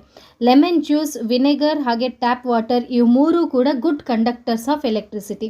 ಇವು ಎಲೆಕ್ಟ್ರಾನ್ಸನ್ನು ರಿಲೀಸ್ ಮಾಡ್ತವೆ, ಸೊ ಹಾಗಾಗಿ ಇವು good conductor of electricity. Vegetable ಆಯಿಲಲ್ಲಿ ಎಲೆಕ್ಟ್ರಾನ್ಸ್ ರಿಲೀಸ್ ಆಗೋದಿಲ್ಲ, ಸೊ ಎಲೆಕ್ಟ್ರಾನ್ಸ್ ಟೈಟ್ಲಿ ಪ್ಯಾಕ್ ಆಗಿರೋದ್ರಿಂದ ಇದು bad conductor of electricity. So ಹಾಗಾಗಿ ವೆಜಿಟೇಬಲ್ ಆಯಿಲ್ ಏನಿದೆ ಇದು ನಾಟ್ ಕಂಡಕ್ಟ್ ಎಲೆಕ್ಟ್ರಿಸಿಟಿ. ಓಕೆ, ಅದೇ ಥರ ನೆನ್ಪಿಟ್ಕೊಳ್ಳೋದಾದರೆ ಇಲ್ಲಿ ಟ್ಯಾಪ್ ವಾಟರ್ ಕೊಟ್ಟಿದ್ದಾರೆ. ಟ್ಯಾಪ್ ವಾಟರ್ ಬದಲಿಗೆ ಡಿಸ್ಟಿಲ್ಡ್ ವಾಟರ್ ಕೊಟ್ಟಿದ್ದಾಗ ಡಿಸ್ಟಿಲ್ಡ್ ವಾಟರ್ ಕೂಡ bad conductor of electricity. Okay, ಅದೇ ಟ್ಯಾಪ್ ವಾಟರ್ ಕೊಟ್ಟಿದ್ದಾಗ ಅದು good conductor of electricity. Okay, so ಇದನ್ನು ನೆನ್ಪಿಟ್ಕೋಬೇಕು. ಅದ್ರ ಜೊತೆಗೆ ಹನಿ ಕೂಡ ಬ್ಯಾಡ್ ಕಂಡಕ್ಟರ್ ಆಫ್ ಎಲೆಕ್ಟ್ರಿಸಿಟಿ. ಹನಿ ಕೂಡ ಬ್ಯಾಡ್ ಕಂಡಕ್ಟರ್ ಆಫ್ ಎಲೆಕ್ಟ್ರಿಸಿಟಿ. ಹಾಗೆ ಶುಗರ್ ಸೊಲ್ಯೂಷನ್ ಕೂಡ bad conductor of electricity. Sugar ಅನ್ನೋದು ವಾಟರಲ್ಲಿ ಡಿಸಾಲ್ವ್ ಆದಾಗ ಅದು ಎಲೆಕ್ಟ್ರಾನ್ಸ್ ಆಗಿ ಡಿಸೋಸಿಯೇಟ್ ಆಗೋದಿಲ್ಲ, ಸೊ ಹಾಗಾಗಿ ಇದು ಕೂಡ bad conductor of electricity. Okay, so distilled water ಅನ್ನೋದು bad conductor of electricity. Tap water ಅನ್ನೋದು good conductor of electricity. Honey, sugar solution ಕೂಡ ಬ್ಯಾಡ್ ಕಂಡಕ್ಟರ್ ಆಫ್ ಎಲೆಕ್ಟ್ರಿಸಿಟಿ. ಹಾಗೆ ಗುಡ್ ಕಂಡಕ್ಟರ್ಗೆ ಇನ್ನೊಂದು ಎಕ್ಸಾಂಪಲ್ ಯಾವುದು ಅಂದರೆ ಮಿಲ್ಕ್ ಕೂಡ good conductor of electricity. Okay, so ಇಲ್ಲಿ ಗುಡ್ ಕಂಡಕ್ಟರ್ಸ್ ಯಾವ್ಯಾವು ಅಂದರೆ lemon juice, vinegar, tap water, milk ಇವೆಲ್ಲನೂ ಕೂಡ examples for good conductors. Bad ಕಂಡಕ್ಟರ್ಸ್ಗೆ ಎಕ್ಸಾಂಪಲ್ಸ್ ಯಾವುದು ಅಂತಂದರೆ ಡಿಸ್ಟಿಲ್ಡ್ ವಾಟರ್, ಹನಿ, ಶುಗರ್ ಸೊಲ್ಯೂಷನ್ ಇವೆಲ್ಲ ಕೂಡ ಬ್ಯಾಡ್ ಕಂಡಕ್ಟರ್ಸ್ ಆಫ್ ಎಲೆಕ್ಟ್ರಿಸಿಟಿ.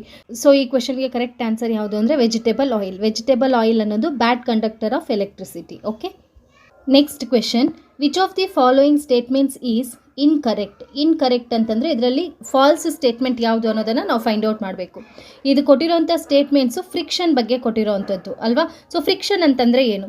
ಘರ್ಷಣಾ ಬಲ ಅಂತ ಕರಿತೀವಿ. ಘರ್ಷಣಾ ಬಲ ಯಾವಾಗ ಉತ್ಪಾದನೆ ಆಗುತ್ತೆ ಅಂತಂದರೆ ಎರಡು ಆಬ್ಜೆಕ್ಟ್ಸು ಕಾಂಟ್ಯಾಕ್ಟಲ್ಲಿದ್ದಾಗ ಆ ಸರ್ಫೇಸ್ ಮೇಲೆ ಇರುವಂತಹ ಇರ್ರೆಗ್ಯುಲಾರಿಟೀಸ್ ಒಂದಕ್ಕೊಂದು ಲಾಕ್ ಆಗಿ ಆಗ ನಮಗೆ ಫ್ರಿಕ್ಷನ್ ಫೋರ್ಸ್ ಅನ್ನೋದು ಕಾಸ್ ಆಗುವಂಥದ್ದು. ಸೊ ಎರಡು ಆಬ್ಜೆಕ್ಟ್ಸ್ ಕಾಂಟ್ಯಾಕ್ಟಲ್ಲಿ ಇದ್ದಾವೆ ಅಂತಂದರೆ ಅಲ್ಲಿ ಫ್ರಿಕ್ಷನಲ್ ಫೋರ್ಸ್ ಆ್ಯಕ್ಟ್ ಆಗ್ತಾ ಇದೆ ಅಂತ. ಓಕೆ, ಸೊ ಫಸ್ಟ್ ಸ್ಟೇಟ್ಮೆಂಟ್ ಏನಂತ ಕೊಟ್ಟಿದ್ದಾರೆ, friction acts on a ball on the ground. So ground ಮೇಲೆ ಇರುವಂಥ ಬಾಲ್ ಮೇಲೆ ಫ್ರಿಕ್ಷನಲ್ ಫೋರ್ಸ್ ಆ್ಯಕ್ಟ್ ಆಗುತ್ತೆ ಅಂತ. ಎಸ್, ಇಲ್ಲಿ ಬಾಲ್ ಮತ್ತು ಗ್ರೌಂಡ್ ಅನ್ನೋದು ಕಾಂಟ್ಯಾಕ್ಟಲ್ಲಿದೆ, ಸೊ ಅಲ್ಲಿ ಫ್ರಿಕ್ಷನಲ್ ಫೋರ್ಸ್ ಆ್ಯಕ್ಟ್ ಆಗ್ತಾ ಇರುತ್ತೆ. Next, friction acts on a moving boat on a water ಹಾಗೆ ಬೋಟ್ ನಡುವೆ ಇಲ್ಲಿ ಕಾಂಟ್ಯಾಕ್ಟ್ ಇದೆ, ಅಲ್ಲಿ ಫ್ರಿಕ್ಷನಲ್ ಫೋರ್ಸ್ ಇರುತ್ತೆ. Friction works on a smooth road moving bicycle. Surface ಅನ್ನೋದು ಸ್ಮೂತ್ ಆಗಿದ್ರು ಅಥವಾ ರಫ್ ಆಗಿದ್ರೂ ಕೂಡ ಅಲ್ಲಿ ಫ್ರಿಕ್ಷನಲ್ ಫೋರ್ಸ್ ಆ್ಯಕ್ಟ್ ಆಗ್ತಾ ಇರುತ್ತೆ. ಓಕೆ, ಅಲ್ಲಿ ಬೈಸಿಕಲ್ ಹಾಗೆ ರೋಡ್ ಕಾಂಟ್ಯಾಕ್ಟಲ್ಲಿ ಇರೋದ್ರಿಂದ ಅಲ್ಲಿ ಫ್ರಿಕ್ಷನಲ್ ಫೋರ್ಸ್ ಕಾಸ್ ಆಗ್ತಾ ಇರುತ್ತೆ. ಫೋರ್ತ್ ಆಪ್ಷನ್ ಏನು ಕೊಟ್ಟಿದ್ದಾರೆ, friction does not act on the ball moving through the air. So fourth ಆಪ್ಷನಲ್ಲಿ ಏನಂತ ಕೊಟ್ಟಿದ್ದಾರೆ, ಇಲ್ಲಿ ಒಂದು ಬಾಲ್ ಏರಲ್ಲಿ ಮೂವ್ ಆಗ್ತಾ ಇದೆ ಅಂತಂದರೆ ಅಲ್ಲಿ ಫ್ರಿಕ್ಷನ್ ಇರೋದಿಲ್ಲ ಅಂತ ಕೊಟ್ಟಿದ್ದಾರೆ. ಬಟ್ ಇದೇನಂದರೆ ರಾಂಗ್ ಆಪ್ಷನ್ ಆಗಿದೆ. ಯಾಕಂತಂದರೆ ಇಲ್ಲಿ ಏರ್ ಕೂಡ ಫ್ರಿಕ್ಷನಲ್ ಫೋರ್ಸನ್ನು ಬಾಲ್ ಮೇಲೆ ಎಕ್ಸರ್ಟ್ ಮಾಡ್ತಾ ಇರುತ್ತೆ. ಓಕೆ, ಸೊ ಥರ್ಡ್ ಸ್ಟೇಟ್ಮೆಂಟ್ ಏನಿದೆ ಇದು ಕರೆಕ್ಟ್ ಇದೆ. ABC ಸ್ಟೇಟ್ಮೆಂಟ್ಸ್ ಕರೆಕ್ಟ್ ಸ್ಟೇಟ್ಮೆಂಟ್ಸ್ ಆಗಿದೆ. ಯಾಕಂತಂದರೆ ಅಲ್ಲಿ ಎರಡು ಆಬ್ಜೆಕ್ಟ್ಸು ಕಾಂಟ್ಯಾಕ್ಟಲ್ಲಿದೆ ಅಂದರೆ ಅಲ್ಲಿ ಫ್ರಿಕ್ಷನಲ್ ಫೋರ್ಸ್ ಇರುತ್ತೆ. ಹಾಗೆ ಇಲ್ಲಿ ಫೋರ್ತ್ ಆಪ್ಷನಲ್ಲಿ ಡಸ್ ನಾಟ್ ಆ್ಯಕ್ಟ್ ಅಂತ ಕೊಟ್ಟಿದ್ದಾರೆ. Friction does not act on the ball moving through the ಏರಲ್ಲಿ ಕೂಡ ಫ್ರಿಕ್ಷನ್ ಇರುತ್ತೆ. ಓಕೆ, ಸೊ ಈ ಕ್ವೆಶನ್ಗೆ ಕರೆಕ್ಟ್ ಆನ್ಸರ್ ಯಾವುದು ಅಂದರೆ option D is the correct answer for this question. ಫ್ರಿಕ್ಷನ್ಗೆ ರಿಲೇಟೆಡ್ ಆಗಿ ಇನ್ನೂ ಒಂದು ಕಾನ್ಸೆಪ್ಟನ್ನು ನಾವು ನೆನ್ಪಿಟ್ಕೋಬೇಕಾಗತ್ತೆ. ಏನೊಂದು ಅಂದರೆ ಫ್ರಿಕ್ಷನಲ್ಲಿ 3 ಟೈಪ್ಸ್ ಇದೆ. ಯಾವುದ್ಯಾವುದು ಅಂದರೆ ಸ್ಟ್ಯಾಟಿಕ್ ಫ್ರಿಕ್ಷನ್, ಸ್ಲೈಡಿಂಗ್ ಫ್ರಿಕ್ಷನ್ ಹಾಗೆ ರೋಲಿಂಗ್ ಫ್ರಿಕ್ಷನ್. ಸೊ ಈ ಮೂರು ಕೊಟ್ಟಾಗ ಯಾವುದು ಫೋರ್ಸ್ ಜಾಸ್ತಿ ಇರುತ್ತೆ ಅಂತಂದರೆ ಅದು ಸ್ಟ್ಯಾಟಿಕ್ ಫ್ರಿಕ್ಷನ್ ಜಾಸ್ತಿ ಇರುತ್ತೆ. ಅದಾದಮೇಲೆ ಸ್ಲೈಡಿಂಗ್ ಫ್ರಿಕ್ಷನ್, ಅದಾದಮೇಲೆ ರೋಲಿಂಗ್ ಫ್ರಿಕ್ಷನ್. ಓಕೆ, ಈ ಆರ್ಡರಲ್ಲಿ ಇದನ್ನು ನೆನ್ಪಿಟ್ಕೋಬೇಕಾಗತ್ತೆ. ಜಾಸ್ತಿ ಫೋರ್ಸ್ ಇರೋದು ಯಾವುದು ಅಂದರೆ static friction, next sliding, next rolling. So ಈ ಆರ್ಡರನ್ನು ನೆನ್ಪಿಟ್ಕೋಬೇಕು. ಪ್ರೀವಿಯಸ್ ಇಯರಲ್ಲಿ ಇದ್ರ ಮೇಲೆ ಕ್ವೆಶನ್ ಅರೈಸ್ ಆಗಿತ್ತು. Okay, next question, reproduction by budding takes place in ಅಂತ ಕೊಟ್ಟಿದ್ದಾರೆ. ಸೊ ಇಲ್ಲಿ ಕೊಟ್ಟಿರುವಂಥ 4 ಆಪ್ಷನ್ಸಲ್ಲಿ ಯಾವ ಆರ್ಗ್ಯಾನಿಸಮಲ್ಲಿ ಬಡ್ಡಿಂಗ್ ಮೂಲಕ ರೀಪ್ರೊಡಕ್ಷನ್ ನಡೆಯುತ್ತೆ ಅಂತ. So hydra, paramecium, amoeba, bacteria. ಯಾವುದರಲ್ಲಿ ಅಂತಂದರೆ ಅದು ಹೈಡ್ರಾದಲ್ಲಿ ಬಡ್ಡಿಂಗ್ ಮೂಲಕ ರೀಪ್ರೊಡಕ್ಷನ್ ಆಗುತ್ತೆ. ಏನಾಗುತ್ತೆ ಅಂತಂದರೆ ಒಂದು ಹೈಡ್ರಾ ಇರುತ್ತೆ ಅಲ್ವಾ, ಆ ಹೈಡ್ರಾ ಅನ್ನೋದು ಬಾಡಿ ಸರ್ಫೇಸ್ ಮೇಲೆ ಒಂದು ಎಕ್ಸ್ಟ್ರಾ ಗ್ರೋತ್ ಆಗಿ ಫಾರ್ಮ್ ಆಗುತ್ತೆ. ಅದನ್ನೇ ನಾವು ಬಡ್ ಅಂತ ಕರಿತೀವಿ. ಓಕೆ, ಅಂದರೆ ಮೊಗ್ಗು ಅಂತ ಕರಿತೀವಿ. ಇದನ್ನೇ ನಾವು ಮೊಗ್ಗುವಿಕೆ ಅಂತ ಕರಿತೀವಿ. ಈ ಬಡ್ ಏನಿದೆ ಇದು ಹೈಡ್ರಾಗಿ ಡೆವಲಪ್ ಆಗುತ್ತೆ. ಸೊ ಇದನ್ನೇ ನಾವು ಬಡ್ಡಿಂಗ್ ಅಂತ ಹೇಳೋದು. ಹಾಗೆ ಉಳಿದಿರೋ 3 ಆರ್ಗ್ಯಾನಿಸಮ್ ಏನು ಕೊಟ್ಟಿದ್ದಾರೆ, ಪ್ಯಾರಾಮ್ಯೂಸಿಯಂ, ಅಮೀಬಾ, ಬ್ಯಾಕ್ಟೀರಿಯಾ. ಇವು 3ರಲ್ಲೂ ಯಾವ ಥರ ರೀಪ್ರೊಡಕ್ಷನ್ ನಡೆಯುತ್ತೆ ಅಂತಂದರೆ ಅದು binary fusion. Okay, binary fusion ಅಂತಂದರೆ ಒಂದು ಆರ್ಗ್ಯಾನಿಸಮ್ ಇರೋದು ಎರಡು ಡಾಟರ್ ಸೆಲ್ಸ್ ಆಗಿ ಡಿವೈಡ್ ಆಗುತ್ತೆ. ಆ ಡಾಟರ್ ಸೆಲ್ಸ್ ಏನಿದೆ ಆ ಎರಡು ಸೆಲ್ಸು ನ್ಯೂ ಆರ್ಗ್ಯಾನಿಸಮ್ ಆಗಿ ಗ್ರೋತ್ ಆಗುತ್ತೆ. ಸೊ ಇದನ್ನೇ ನಾವು ಬೈನರಿ ಫ್ಯೂಷನ್ ಅಂತ ಹೇಳೋದು. ಸೊ ಪ್ಯಾರಾಮ್ಯೂಸಿಯಂ, ಅಮೀಬಾ, ಬ್ಯಾಕ್ಟೀರಿಯಾಲಿ ಯಾವ ಥರ ರಿಪ್ರೊಡಕ್ಷನ್ ನಡೆಯುತ್ತೆ ಅಂತಂದರೆ ಅದು ಬೈನರಿ ಫ್ಯೂಷನ್. ಬಡ್ಡಿಂಗ್ ಯಾವುದ್ರಲ್ಲಿ ನಡೆಯುತ್ತೆ ಅಂದರೆ ಅದು ಹೈಡ್ರಾ. ಓಕೆ, ಈ ಕ್ವೆಶನ್ಗೆ correct answer option A, hydra. Next question, X and Y were given one mirror each by their teacher. X found his image to be erect and of the same size, whereas Y found her image erect and smaller in size. This means that the mirrors of X and Y respectively ಅಂತ ಕೊಟ್ಟಿದ್ದಾರೆ. ಇಲ್ಲಿ X ಮತ್ತು Y ಅನ್ನೋ ಇಬ್ಬರು ಸ್ಟೂಡೆಂಟ್ಸ್ಗೆ teacher ಒಂದೊಂದು ಮಿರರನ್ನು ಕೊಡ್ತಾರೆ. ಅದರಲ್ಲಿ ಎಕ್ಸ್ ಅನ್ನೋರಿಗೆ ಯಾವ ಥರ ಇಮೇಜ್ ಫಾರ್ಮ್ ಆಗುತ್ತೆ ಅಂತಂದರೆ ಎರೆಕ್ಟ್ ಇಮೇಜ್, ಹಾಗೆ ಸೇಮ್ ಸೈಜ್. ಎರೆಕ್ಟ್ ಅಂತಂದರೆ ಆಬ್ಜೆಕ್ಟ್ನ ಟಾಪ್ ಏನಿದೆ ಅದು ಇಮೇಜ್ನ ಟಾಪ್ ಸೇಮ್ ಆಗಿರುತ್ತೆ. ಓಕೆ, ಸೊ ಅದನ್ನು ನಾವು ಎರೆಕ್ಟ್ ಇಮೇಜ್ ಅಂತ ಹೇಳ್ತೀವಿ. ಹಾಗೆ ಸೇಮ್ ಸೈಜ್ ಇಮೇಜು ಫಾರ್ಮ್ ಆಗಿರುತ್ತೆ. ಹಾಗೆ ವೈಗೆ ಕೊಟ್ಟಿರೋಂಥ ಮಿರರಲ್ಲಿ ಯಾವ ಥರ ಇಮೇಜ್ ಫಾರ್ಮ್ ಆಗುತ್ತೆ ಅಂತಂದರೆ ಎರೆಕ್ಟ್ ಹಾಗೆ ಸ್ಮಾಲರ್ ಇನ್ ಸೈಜ್. ಸ್ಟ್ರೈಟ್ ಇರುತ್ತೆ ಆದರೆ ಸೈಜ್ ಏನಾಗುತ್ತೆ, ಸ್ಮಾಲರ್ ಸೈಜ್ ಇರುತ್ತೆ. ಹಾಗಾದರೆ ಎಕ್ಸ್ ಮತ್ತು ವೈಗಳಿಗೆ ಕೊಟ್ಟಿರೋಂಥ ಮಿರರ್ ಯಾವ ಟೈಪ್ ಆದ ಮಿರರ್ ಅನ್ನೋದನ್ನು ಫೈಂಡ್ ಔಟ್ ಮಾಡಬೇಕು. ಸೊ ಇಲ್ಲಿ ನಮಗೆ ಎರೆಕ್ಟ್ ಆ್ಯಂಡ್ ಸೇಮ್ ಸೈಜ್ ಯಾವ ಥರ ಮಿರರಲ್ಲಿ ಫಾರ್ಮ್ ಆಗುತ್ತೆ ಅಂತಂದರೆ ಅದು ಪ್ಲೇನ್ ಮಿರರಲ್ಲಿ. ಓಕೆ, ಇದನ್ನು ಈಸಿಯಾಗಿ ಫೈಂಡ್ ಔಟ್ ಮಾಡ್ಬೋದು. ಪ್ಲೇನ್ ಮಿರರಲ್ಲಿ ಎರೆಕ್ಟ್ ಇಮೇಜ್ ಇರುತ್ತೆ, ಹಾಗೆ ಸೇಮ್ ಸೈಜ್ ಇರುತ್ತೆ. ಅದೇ ಥರ ಕಾನ್ಕೇವ್ ಮಿರರ್ ತಗೊಂಡಾಗ ಯಾವ ಥರ ಇಮೇಜ್ ಫಾರ್ಮ್ ಆಗುತ್ತೆ ಅಂತಂದರೆ ಕಾನ್ಕೇವ್ ಮಿರರಲ್ಲಿ ಎರೆಕ್ಟ್ ಇಮೇಜ್ ಬರಬೇಕಾದ್ರೆ ಎರೆಕ್ಟ್ ಇಮೇಜ್ ಒಂದೇ ಒಂದು ಪೊಸಿಷನಲ್ಲಿ ನಮಗೆ ಸಿಗುತ್ತೆ ಅಲ್ವಾ. ಸೊ ಇದನ್ನು ಇನ್ ಡೀಟೇಲ್ಸ್ ಮತ್ತು ಲೆನ್ಸ್ ಕ್ಲಾಸ್ ಮಾಡುವಾಗ ಡಿಸ್ಕಷನ್ ಮಾಡೋಣ. ಕಾನ್ಕೇವ್ ಮಿರರಲ್ಲಿ ಎರೆಕ್ಟ್ ಇಮೇಜ್ ಬಂದಾಗ ಅದರ ಸೈಜ್ ಏನಾಗಿರುತ್ತೆ ಅಂತಂದರೆ ಎನ್ಲಾರ್ಜ್ಡ್ ಆಗಿರುತ್ತೆ. ಓಕೆ, ಎನ್ಲಾರ್ಜ್ಡ್ ಆಗಿರುತ್ತೆ. ಸೊ ಹಾಗಾಗಿ ಈ ಮಿರರನ್ನು ಯಾರು ಯೂಸ್ ಮಾಡ್ತಾರೆ ಅಂತಂದರೆ ಡೆಂಟಿಸ್ಟ್ ಯೂಸ್ ಮಾಡ್ತಾರೆ. ಕಾನ್ಕೇವ್ ಮಿರರನ್ನು ಡೆಂಟಿಸ್ಟ್ ಯೂಸ್ ಮಾಡ್ತಾರೆ. ಹಾಗೆ ಐ ಮತ್ತು ಇಯರನ್ನು ಎಕ್ಸಾಮೈನ್ ಮಾಡಬೇಕಾದ್ರೆ ಡಾಕ್ಟರ್ಸು ಇದನ್ನು ಯೂಸ್ ಮಾಡ್ತಾರೆ. ಓಕೆ, ಡೆಂಟಿಸ್ಟ್ ಯೂಸ್ ಮಾಡ್ತಾರೆ. ಹಾಗೆ ಐ ಮತ್ತು ಇಯರನ್ನು ಎಕ್ಸಾಮೈನ್ ಮಾಡಬೇಕಾದ್ರೆ ಡಾಕ್ಟರ್ಸ್ ಇದನ್ನು ಯೂಸ್ ಮಾಡ್ತಾರೆ. ಯಾಕಂತಂದರೆ ಇಲ್ಲಿ ಎರೆಕ್ಟ್ ಇಮೇಜ್ ಇರುತ್ತೆ, ಹಾಗೆ ಎನ್ಲಾರ್ಜ್ಡ್ ಇಮೇಜ್ ಆಗಿರುತ್ತೆ. ಯಾವ ಮಿರರು ಅಂತಂದರೆ ಅದು ಕಾನ್ಕೇವ್ ಮಿರರ್. ಕಾನ್ಕೇವ್ ಮಿರರನ್ನು ಯೂಸ್ ಮಾಡಿದಾಗ ಕಾನ್ಕೇವ್ ಮಿರರಲ್ಲಿ ಎರೆಕ್ಟ್ ಇಮೇಜ್ ಬಂದಿದೆ ಅಂತಂದರೆ ಅದರ ಸೈಜ್ ಏನಾಗಿರುತ್ತೆ ಅಂದರೆ ಅದು ಎನ್ಲಾರ್ಜ್ಡ್ ಆಗಿರುತ್ತೆ. ಅದೇ ಥರ ಕಾನ್ವೆಕ್ಸ್ ಮಿರರ್ ತಗೊಂಡಾಗ ಕಾನ್ವೆಕ್ಸ್ ಮಿರರಲ್ಲಿ ಎಲ್ಲ ಪೊಸಿಷನ್ಸಲ್ಲೂ ಕೂಡ ನಮಗೆ ಸಿಗುವಂಥದ್ದು ಎರೆಕ್ಟ್ ಇಮೇಜ್ ಆಗಿರುತ್ತೆ. ಆದರೆ ಸೈಜ್ ಏನಾಗಿರುತ್ತೆ ಅಂತಂದರೆ ಡಿಮಿನಿಷ್ಡ್ ಅಥವಾ ಸ್ಮಾಲರ್ ಸೈಜ್ ಆಗಿರುತ್ತೆ. ಸೊ ಹಾಗಾದರೆ ಇಲ್ಲಿ ವೈ ಅನ್ನೋ ಸ್ಟೂಡೆಂಟ್ಗೆ ಕೊಟ್ಟಿರೋಂಥ ಮಿರರ್ ಯಾವ ಥರದ್ದು ಮಿರರ್ ಅಂದರೆ ಇಲ್ಲಿ ಎರೆಕ್ಟ್ ಹಾಗೆ ಸ್ಮಾಲರ್ ಸೈಜ್ ಇದೆ. ಎರೆಕ್ಟ್ ಇಮೇಜ್ ಹಾಗೆ ಸ್ಮಾಲರ್ ಸೈಜ್ ಇದೆ ಅಂತಂದರೆ ಅದು ಕಾನ್ವೆಕ್ಸ್ ಮಿರರ್ ಆಗಿರುತ್ತೆ. ಓಕೆ, ಸೊ ಇಲ್ಲಿ ನಾವು ನೆನ್ಪಿಟ್ಕೋಬೇಕಾಗಿರೋದು ಏನು ಅಂದರೆ ಪ್ಲೇನ್ ಮಿರರಲ್ಲಿ ನಮ್ಗೆ ಯಾವಾಗಲೂ ಎರೆಕ್ಟ್ ಇಮೇಜ್ ಸಿಗುತ್ತೆ, ಹಾಗೆ ಸೈಜ್ ಏನಾಗಿರುತ್ತೆ ಅಂತಂದರೆ same size as the object ಆಗಿರುತ್ತೆ. ಹಾಗೆ ಕಾನ್ಕೇವ್ ಮಿರರಲ್ಲಿ ಎರೆಕ್ಟ್ ಇಮೇಜ್ ಫಾರ್ಮ್ ಆಗಿದೆ ಅಂದರೆ ಅದು ಎನ್ಲಾರ್ಜ್ಡ್ ಸೈಜ್ ಆಗಿರುತ್ತೆ. ಓಕೆ, ಕಾನ್ವೆಕ್ಸ್ ಮಿರರಲ್ಲಿ ಎರೆಕ್ಟ್ ಇಮೇಜ್ ಫಾರ್ಮ್ ಆಗಿದ್ದಾಗ ಸೈಜ್ ಏನಾಗಿರುತ್ತೆ ಅಂದರೆ ಡಿಮಿನಿಷ್ಡ್ ಆಗಿರುತ್ತೆ. ಸೊ ಈ ಮೂರನ್ನು ನಾವು ನೆನ್ಪಿಟ್ಕೋಬೇಕಾಗುತ್ತೆ. ಹಾಗಾದರೆ ಇಲ್ಲಿ ಎಕ್ಸ್ ಅನ್ನೋ ಸ್ಟೂಡೆಂಟ್ಗೆ ಸಿಕ್ಕಿರುವಂಥ ಮಿರರ್ ಯಾವುದು ಅಂದರೆ ಪ್ಲೇನ್ ಮಿರರ್. ಕೊಟ್ಟಿರುವಂಥ ಆಪ್ಷನ್ಸಲ್ಲಿ ಆಪ್ಷನ್ ಎ ಹಾಗೆ ಆಪ್ಷನ್ ಸಿ ಅಲ್ಲಿ ಪ್ಲೇನ್ ಮಿರರ್ ಇದೆ, ಅಂದರೆ ಎಕ್ಸ್ಗೆ ಪ್ಲೇನ್ ಮಿರರ್ ಇದೆ. ಹಾಗಾದರೆ ವೈಗೆ ಯಾವ ಥರ ಮಿರರ್ ಕೊಟ್ಟಿರೋದು ಅಂತಂದರೆ ಎರೆಕ್ಟ್ ಹಾಗೆ ಸ್ಮಾಲರ್ ಇಮೇಜ್ ಅಂತಂದರೆ ಕಾನ್ವೆಕ್ಸ್ ಮಿರರ್ ಕೊಟ್ಟಿರ್ತಾರೆ. ಓಕೆ, ಹಾಗೆ ಕಾನ್ವೆಕ್ಸ್ ಮಿರರನ್ನು ಎಲ್ಲಿ ಯೂಸ್ ಮಾಡ್ತೀವಿ ಅಂತಂದರೆ ರೇರ್ ವ್ಯೂ ಮಿರರಲ್ಲಿ, ಸೈಡ್ ಮಿರರಲ್ಲಿ, ವೆಹಿಕಲ್ನ ಸೈಡ್ ಮಿರರ್ಸಲ್ಲಿ ಕಾನ್ವೆಕ್ಸ್ ಮಿರರನ್ನು ಯೂಸ್ ಮಾಡ್ತೀವಿ.